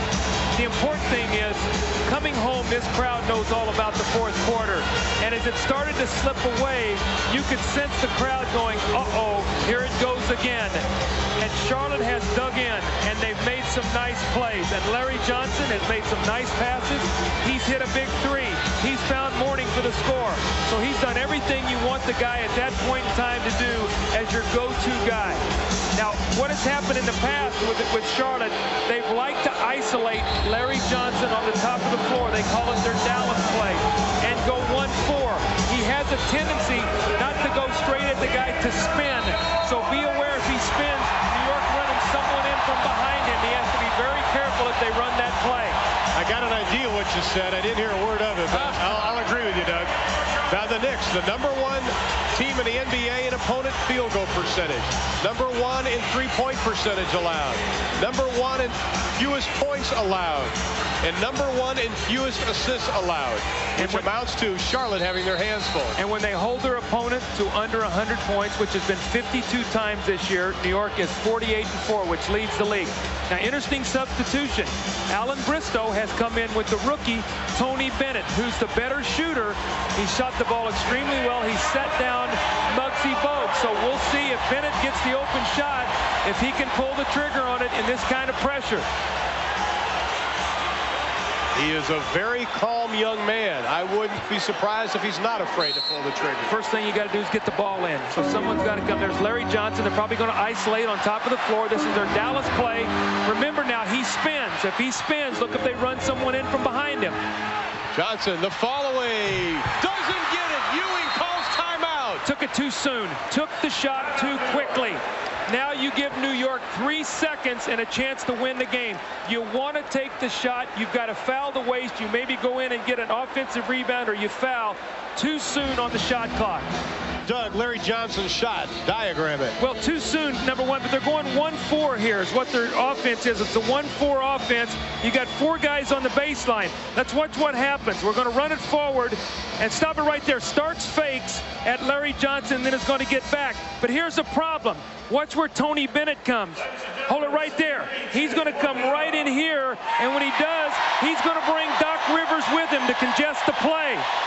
So now Larry Johnson, look at the shot he ends up taking, a fadeaway jumper. Remember, Charlotte has a foul to give. So if New York gets the ball in, they can take the quick foul if they have to, force them to throw the ball in once again. That was Larry Johnson's only his 3rd miss of the ball game. Starks played by Muggsy Bogues. Let's see if they can get Starks the ball. Both teams have 1 20-second timeout left. Got to be careful here. Starks for the win. We're going to our 2nd overtime game in this series. My goodness. We were tied at 93 apiece in game 2. We're tied at 94 apiece in game 3. You got to love it.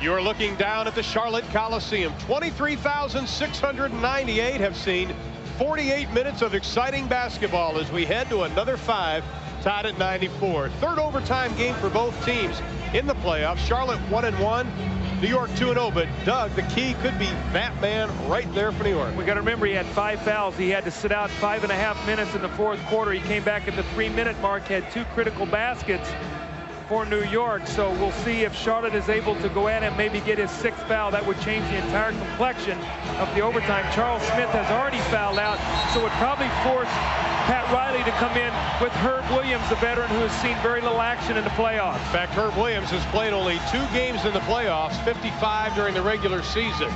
But for the men in blue, it is Ewing, Mason, Oakley, Starks, and Rivers. You know, the men in teal, excuse me, Doug, it'll go with Newman, Bogues, Johnson, Mourning will be the 5, and Kendall Gill. It's interesting with New York. New York never makes anything easy. Pat Riley had to have coached about 3 seasons this year with this team. The ups and downs they go through and how close all these games are played. Well, Chuck, Pat Riley told us at the beginning of the year in a game on TNT versus Washington that no team has won an NBA title with as many personnel changes as they have. 7 new faces on the Knicks club from last year's team. Kendall Gill, again, very flat on that outside shot. That's the first one he's attempted in probably 8 or 9 minutes, so he has not had many opportunities. Boy, Doc Rivers got Muggsy Bogues on him. Get the ball to someone else. They work it around, and Mason Starks spotting up. Ewing to Rivers. Great ball movement, and Oakley, who's made the shot all night, misses. Another offensive rebound. 49-37 on the boards now, plus 12 for New York. Doc better be careful. Oh, tough. Starks for three, way off the mark. It may have been tipped, but we have a whistle and a pushing foul underneath. I think that's on Larry Johnson. That's number 5. Again, Oakley working the offensive boards, gets the rebound, and that's the 5th, I think, on Larry Johnson. There we have the 5th foul. So now he's in a tough situation. See, I think you got to go to Ewing right here. Ewing on Mourning, they kick it back, they'll play catch. Patrick's just taking his time. It's a baseline. Patrick Ewing, who took over the overtime period on Wednesday night, gets the first 2 tonight. See how he had the patience, caught it, pumped it back out, repositioned, got it back, made his move.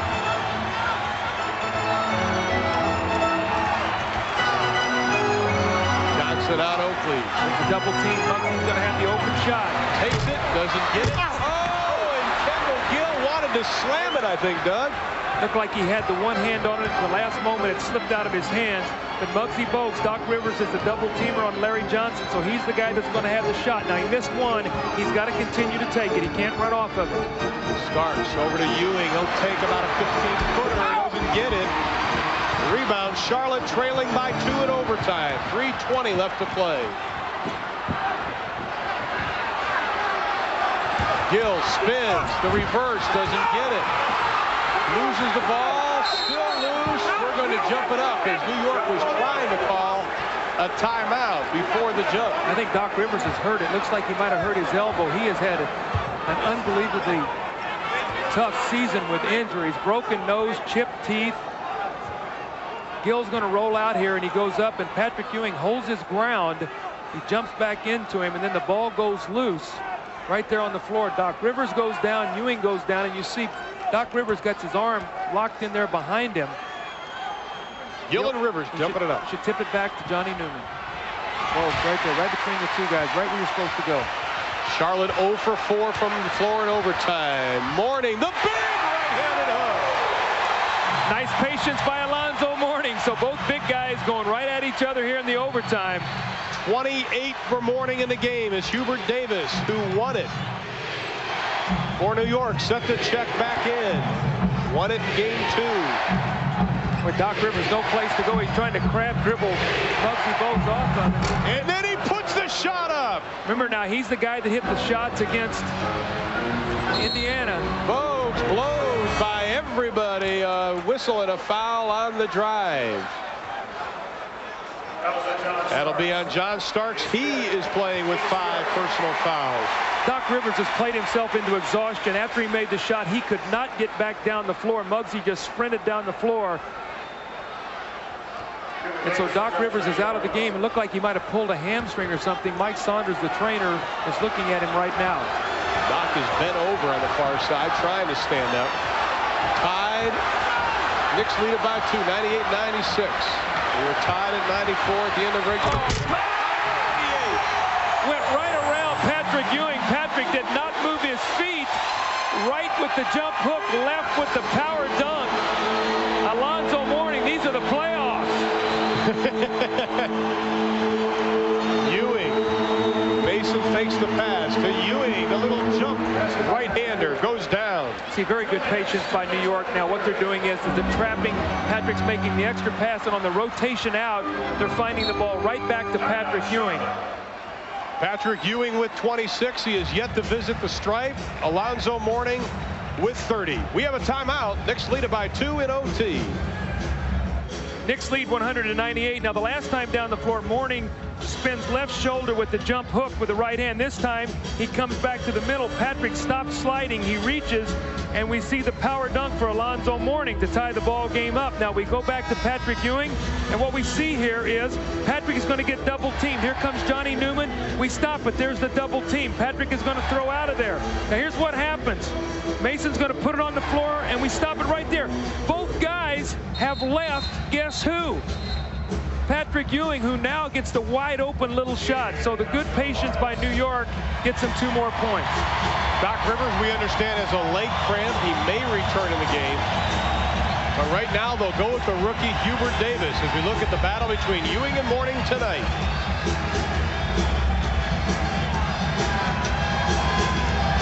Ewing has the better on the rebounds, but it is Alonzo Mourning with 30 leading the point total. See, I come right back to Alonzo Mourning again. We got 1:56 to go. Patrick is so afraid of committing his 6th foul that Alonzo's getting great position. Let's see if they go back to him once again. There it is. Ewing with 5, Starks with 5. Isolation left. He wants to go left. And he goes left, loses the handle, walked with it. Ewing with the rebound. See, they isolated him to go left. Patrick knew that he does not like to go that way. He stumbled and could not get the good shot opportunity. Hubert Davis in the game now. Same family, though. Well, you can see who I played against. That's right. Same bloodline. Nice defense by Alonzo Mourning. The Hornets on the run. Bogues holds it up.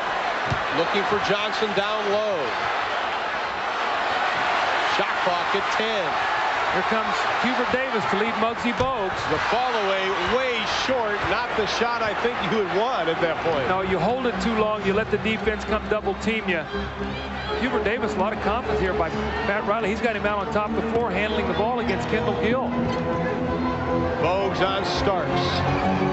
Shot clock at 7. Ewing, Gill takes the steal. He's got Newman on the right. Gill's going to try to do it himself. Dishes off to Bogues. Back to Newman. Who's going to jumper? Yes!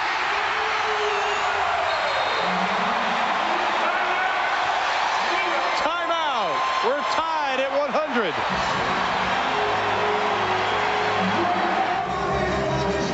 Kendall Gill with nice defense here forces a turnover, and we're going to walk you through there. Ron, as he comes down to double team, what Hubert Davis has got to do is got to fill into vision so Ewing can find him with the pass.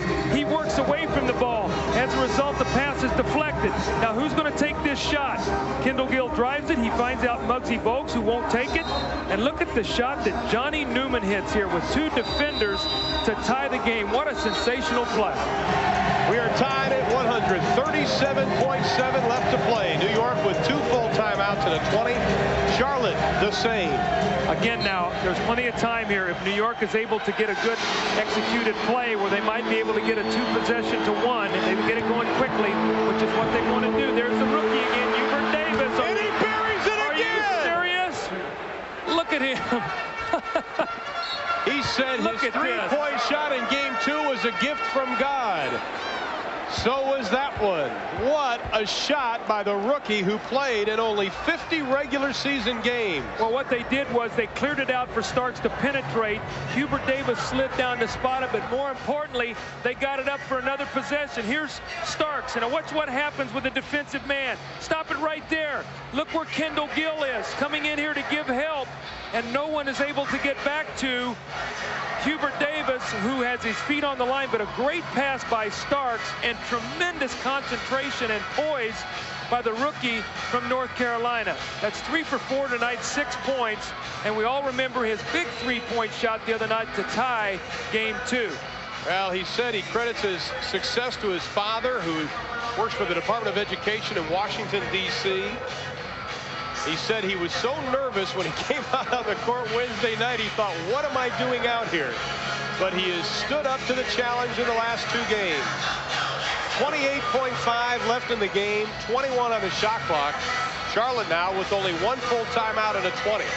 As we look inside the Hornets huddle. See what, again, Ron, the importance of running that play quickly to get 2 possessions for 1. So even had he missed that, there's a 7.5-second differential. So had they played defense, they get the last shot to win the game. That's what you have to do. You have to use strategy in the last minutes of an NBA game and moving the ball with your timeouts, when you take shots, when you take fouls. So that's how championship teams are made. Now, you mentioned at the top of the show, Doug, that Alan Briscoe did not show them the tape of the last 6 minutes of game number 2. We saw that Muggsy Bogues turned down a shot with about 36 seconds left. Maybe he should have showed it to him, considering we're in the same situation now. No question about it. That, Johnny Newman did make the shot, that he gave the opportunity now for New York to use their 2-for-1 strategy. Now defense is going to be the key if you're New York. You don't want to give up a three-point shot, and you do not want to commit a foul and give up a three-point play. At worst, you have the ball tied up with a chance to win. That's the worst thing that can happen if you're in New York right now. Well, Tony Bennett comes back into the lineup. Charlotte only 3 of 9 shooting in the third quarter. In the playoffs, they are 8 of 30 from the three-point arc. Bennett and Del Curry into the lineup. See if they go back to the Dallas play once again with Larry Johnson coming to the top of the floor and spotting up Bennett on one side for 3 and Del Curry on the other. So if Johnson penetrates and there's help, he can punch it out to one of them to take a three-point shot to maybe win this game.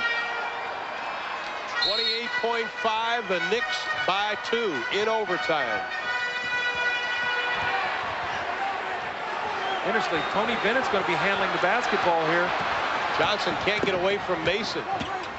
Shot clock at 10. Mourning, the big step inside. It won't go. Rebound knocked around. Mourning's got it. Puts it up. Who's the foul line? If it's Ewing, it's 6. If it is Mason, it is 5. And they'll call it instead on Doc Rivers, who picks up his 3rd.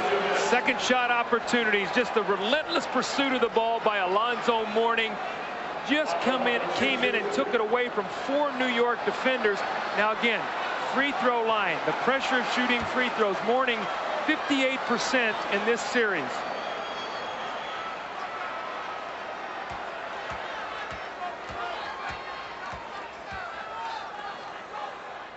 14 seconds to shoot it, but he made it. That hit nothing but the bottom of the net. Didn't even touch the rim. Mourning with 31 points in the ball game. Well, Larry Johnson and Mourning have combined for 61 points tonight. Big time game for the 2 young players. For the tie with 12 seconds left. Boy, wouldn't it be something if they called a 10-second violation on this one? None of us would get out of here. I'm under the table. He could take all day to shoot this one. Only 13 seconds. Alonzo has 6 of Charlotte's 8 points in overtime. 12 seconds left. We are tied.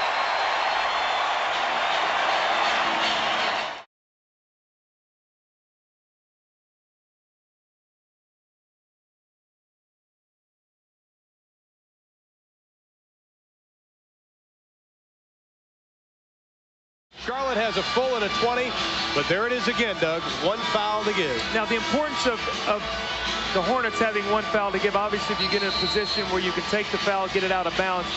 Secondly, New York's got to be very careful. If they take this shot, they can't crash over the top on an offensive rebound, because if they get the foul, now Charlotte's shooting free throws to win the game. So New York has to be very careful.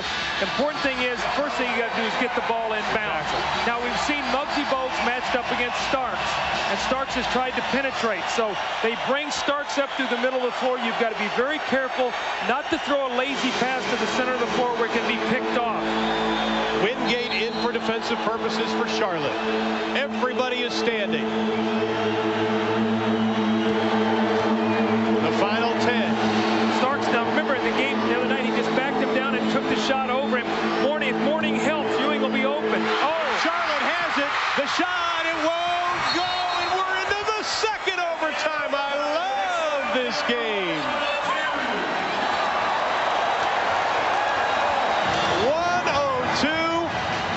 102.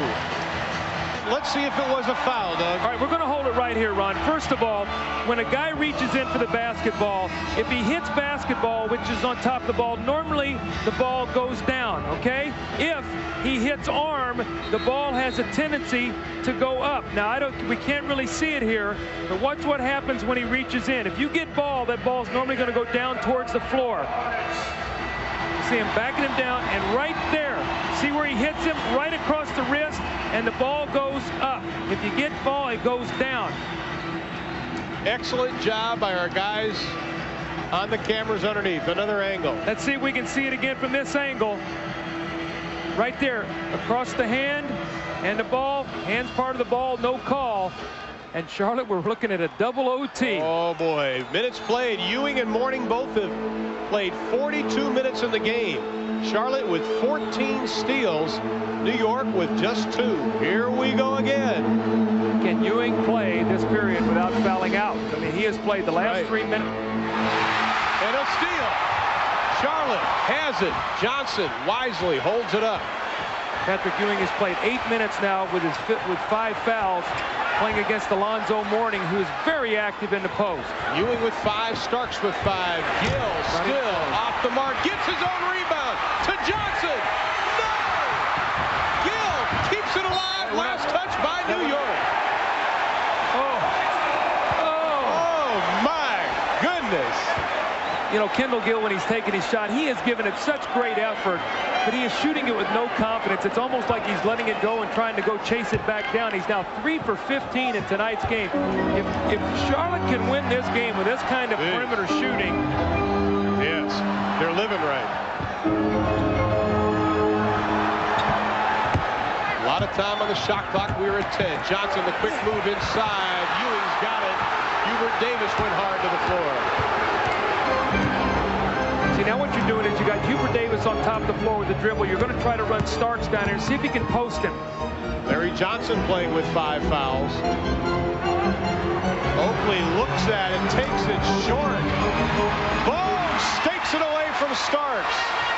A lot of jump shots will be flat now as the legs start to go. But Newman's aren't. Johnny Newman's legs aren't tired. He's hit 2 big shots.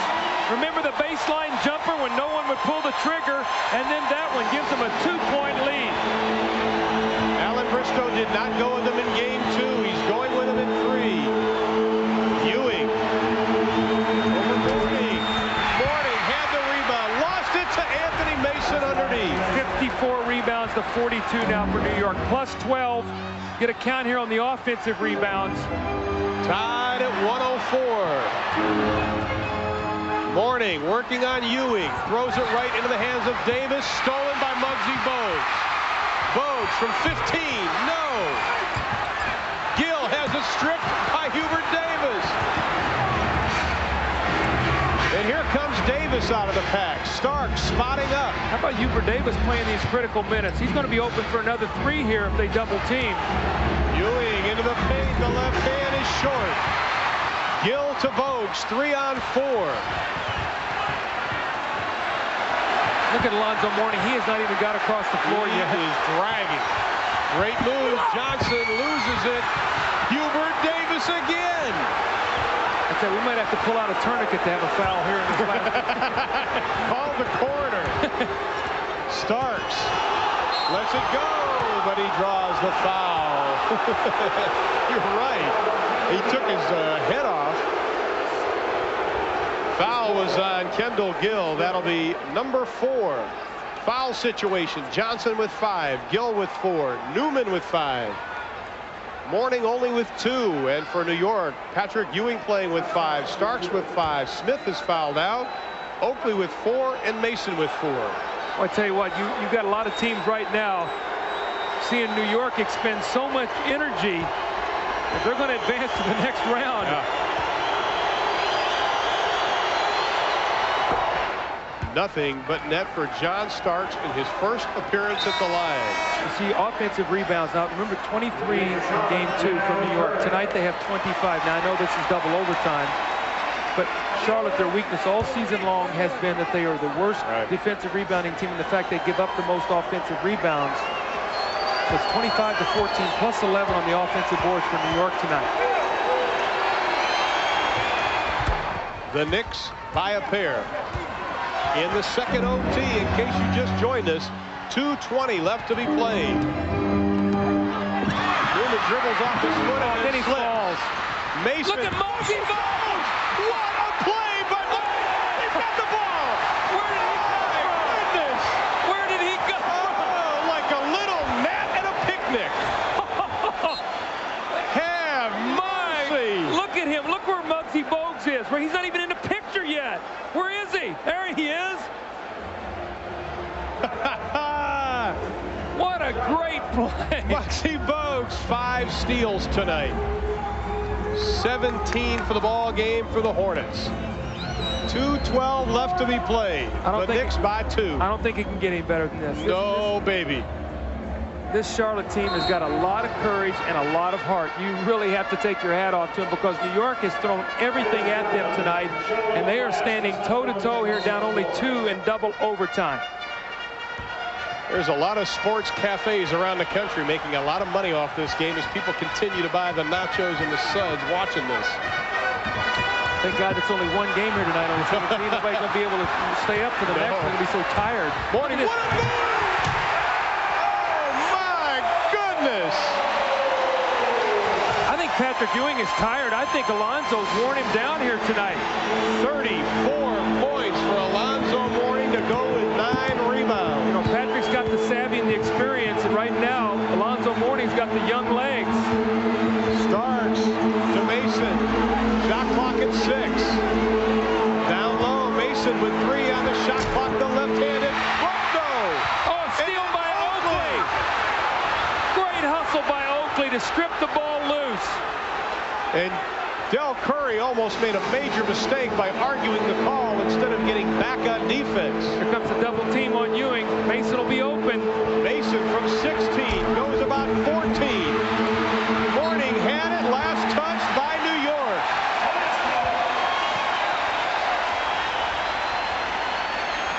Like Joe Frazier and Muhammad Ali just slugging each other in the jaw. Newman out. Excellent job by Johnny Newman.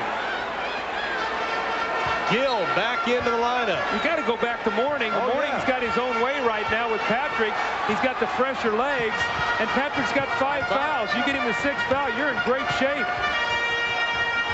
Because Herb Williams has been sitting the entire game. Who's going to make the outside? Oh, yes!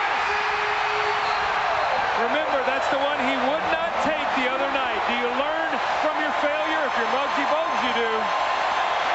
The Hornets lead it, but we still have an eternity left in the form of 53.8.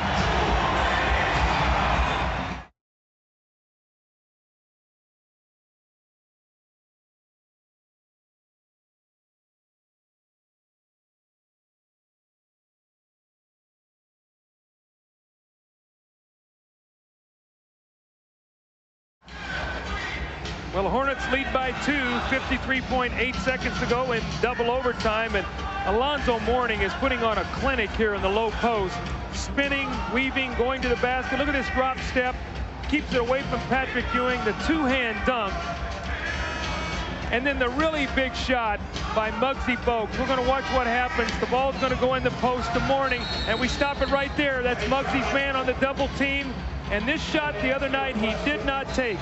Tonight he does, and he buries it, and he gets rewarded for having the courage to pull the trigger. Muggsy Bogues, 14 points on 6 of 10 shooting, 8 assists, 5 steals. This is the first time Charlotte has led in either overtime. I tell you, these two teams have got to play again Sunday, and it is an afternoon game. I doubt if anybody's going to practice tomorrow, as it is almost 11:15 Eastern time. Now, New York is taking it length of the floor, so they've got to come against pressure defense. So the first thing they've got to be able to do is get the ball up floor. Again, Hubert Davis still on the floor. So Pat Riley, great confidence in the rookie. See if he gets freed up for another 3 that he hit the other night. Ewing doesn't get it. Rebound, Oakley. It hit off Oakley's head. Nice job by David Wingate, just battling the oak. And Oakley better tie his shoelaces or he's going to trip. Well, he's going to be guarding Larry Johnson, who they're probably going to go to either him or Alonzo Mourning on this play. Oakley sees it now. He's strapping him up. That's right. Timeouts. New York 2 and a 20. Charlotte 2 and a 20. How about the 2 rookies? You've got Tony Bennett on the floor and Hubert Davis right now. Both playing critical minutes here for these 2 teams. And Muggsy calls the timeout. And we're going to keep it right here at the Coliseum. 23,698 were here at 8 o'clock. 23,698 are here now. See if they go back on top of the floor with Larry Johnson or go inside to Mourning. Going to isolate Muggsy against Hubert Davis to penetrate. Muggsy losing the handle. Mourning from way outside, doesn't get it. Rebound, Mason had it, lost it. Charlotte has it. The shot clock is turned off. They don't have to shoot, and New York has got a foul to give before they go into the penalty. So as soon as the ball is thrown in, if they don't get a steal, they have to take a foul. Force Charlotte to take it in once again and take another one. And Pat Riley is in the ear of Ronnie Nunn wanting a foul, but I really thought that went off the Knicks. It did. It went off New York. That was a good call. They got a foul immediately. You can't let them burn clock. You got a foul. You got a foul. Riley is out on the court. You got to grab him. Foul, and there it is with 6.7. Pat Riley was about 5 feet on the court yelling. Well, what Hubert Davis has got to learn, in college, you got to worry about an intentional foul. In the NBA, you got to grab the guy. None of this touching. They're not going to give you that foul. So there's a rookie mistake. Precious time that you need at this stage of the game. Because what happens now, they're going to throw the ball in, and you've got to foul once again. You saw Pat yelling foul. New York, 1 full timeout. Charlotte, a full, a 20, and a foul to give. Listen to this noise.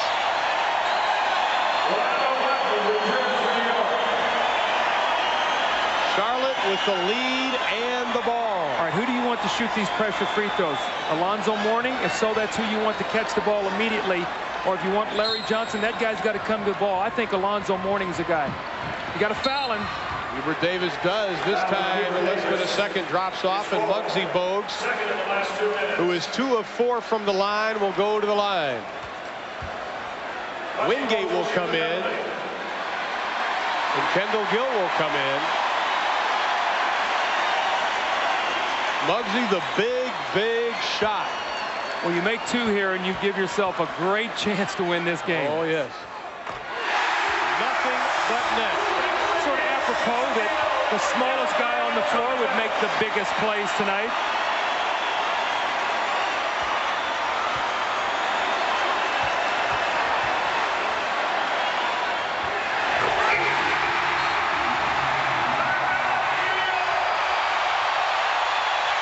There's a timeout.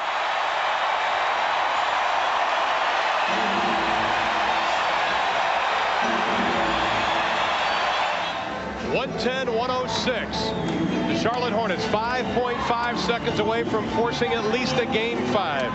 We talked about the hustle stats. Look at it, Doug.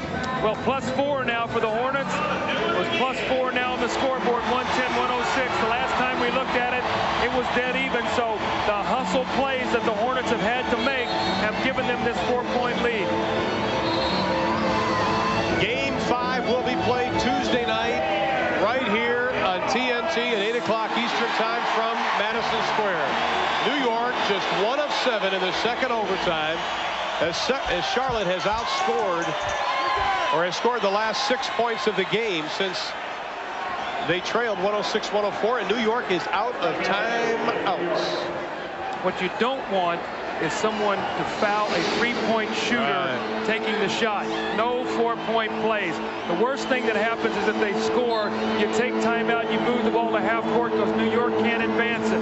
Starks for 3, doesn't get it. Ball back.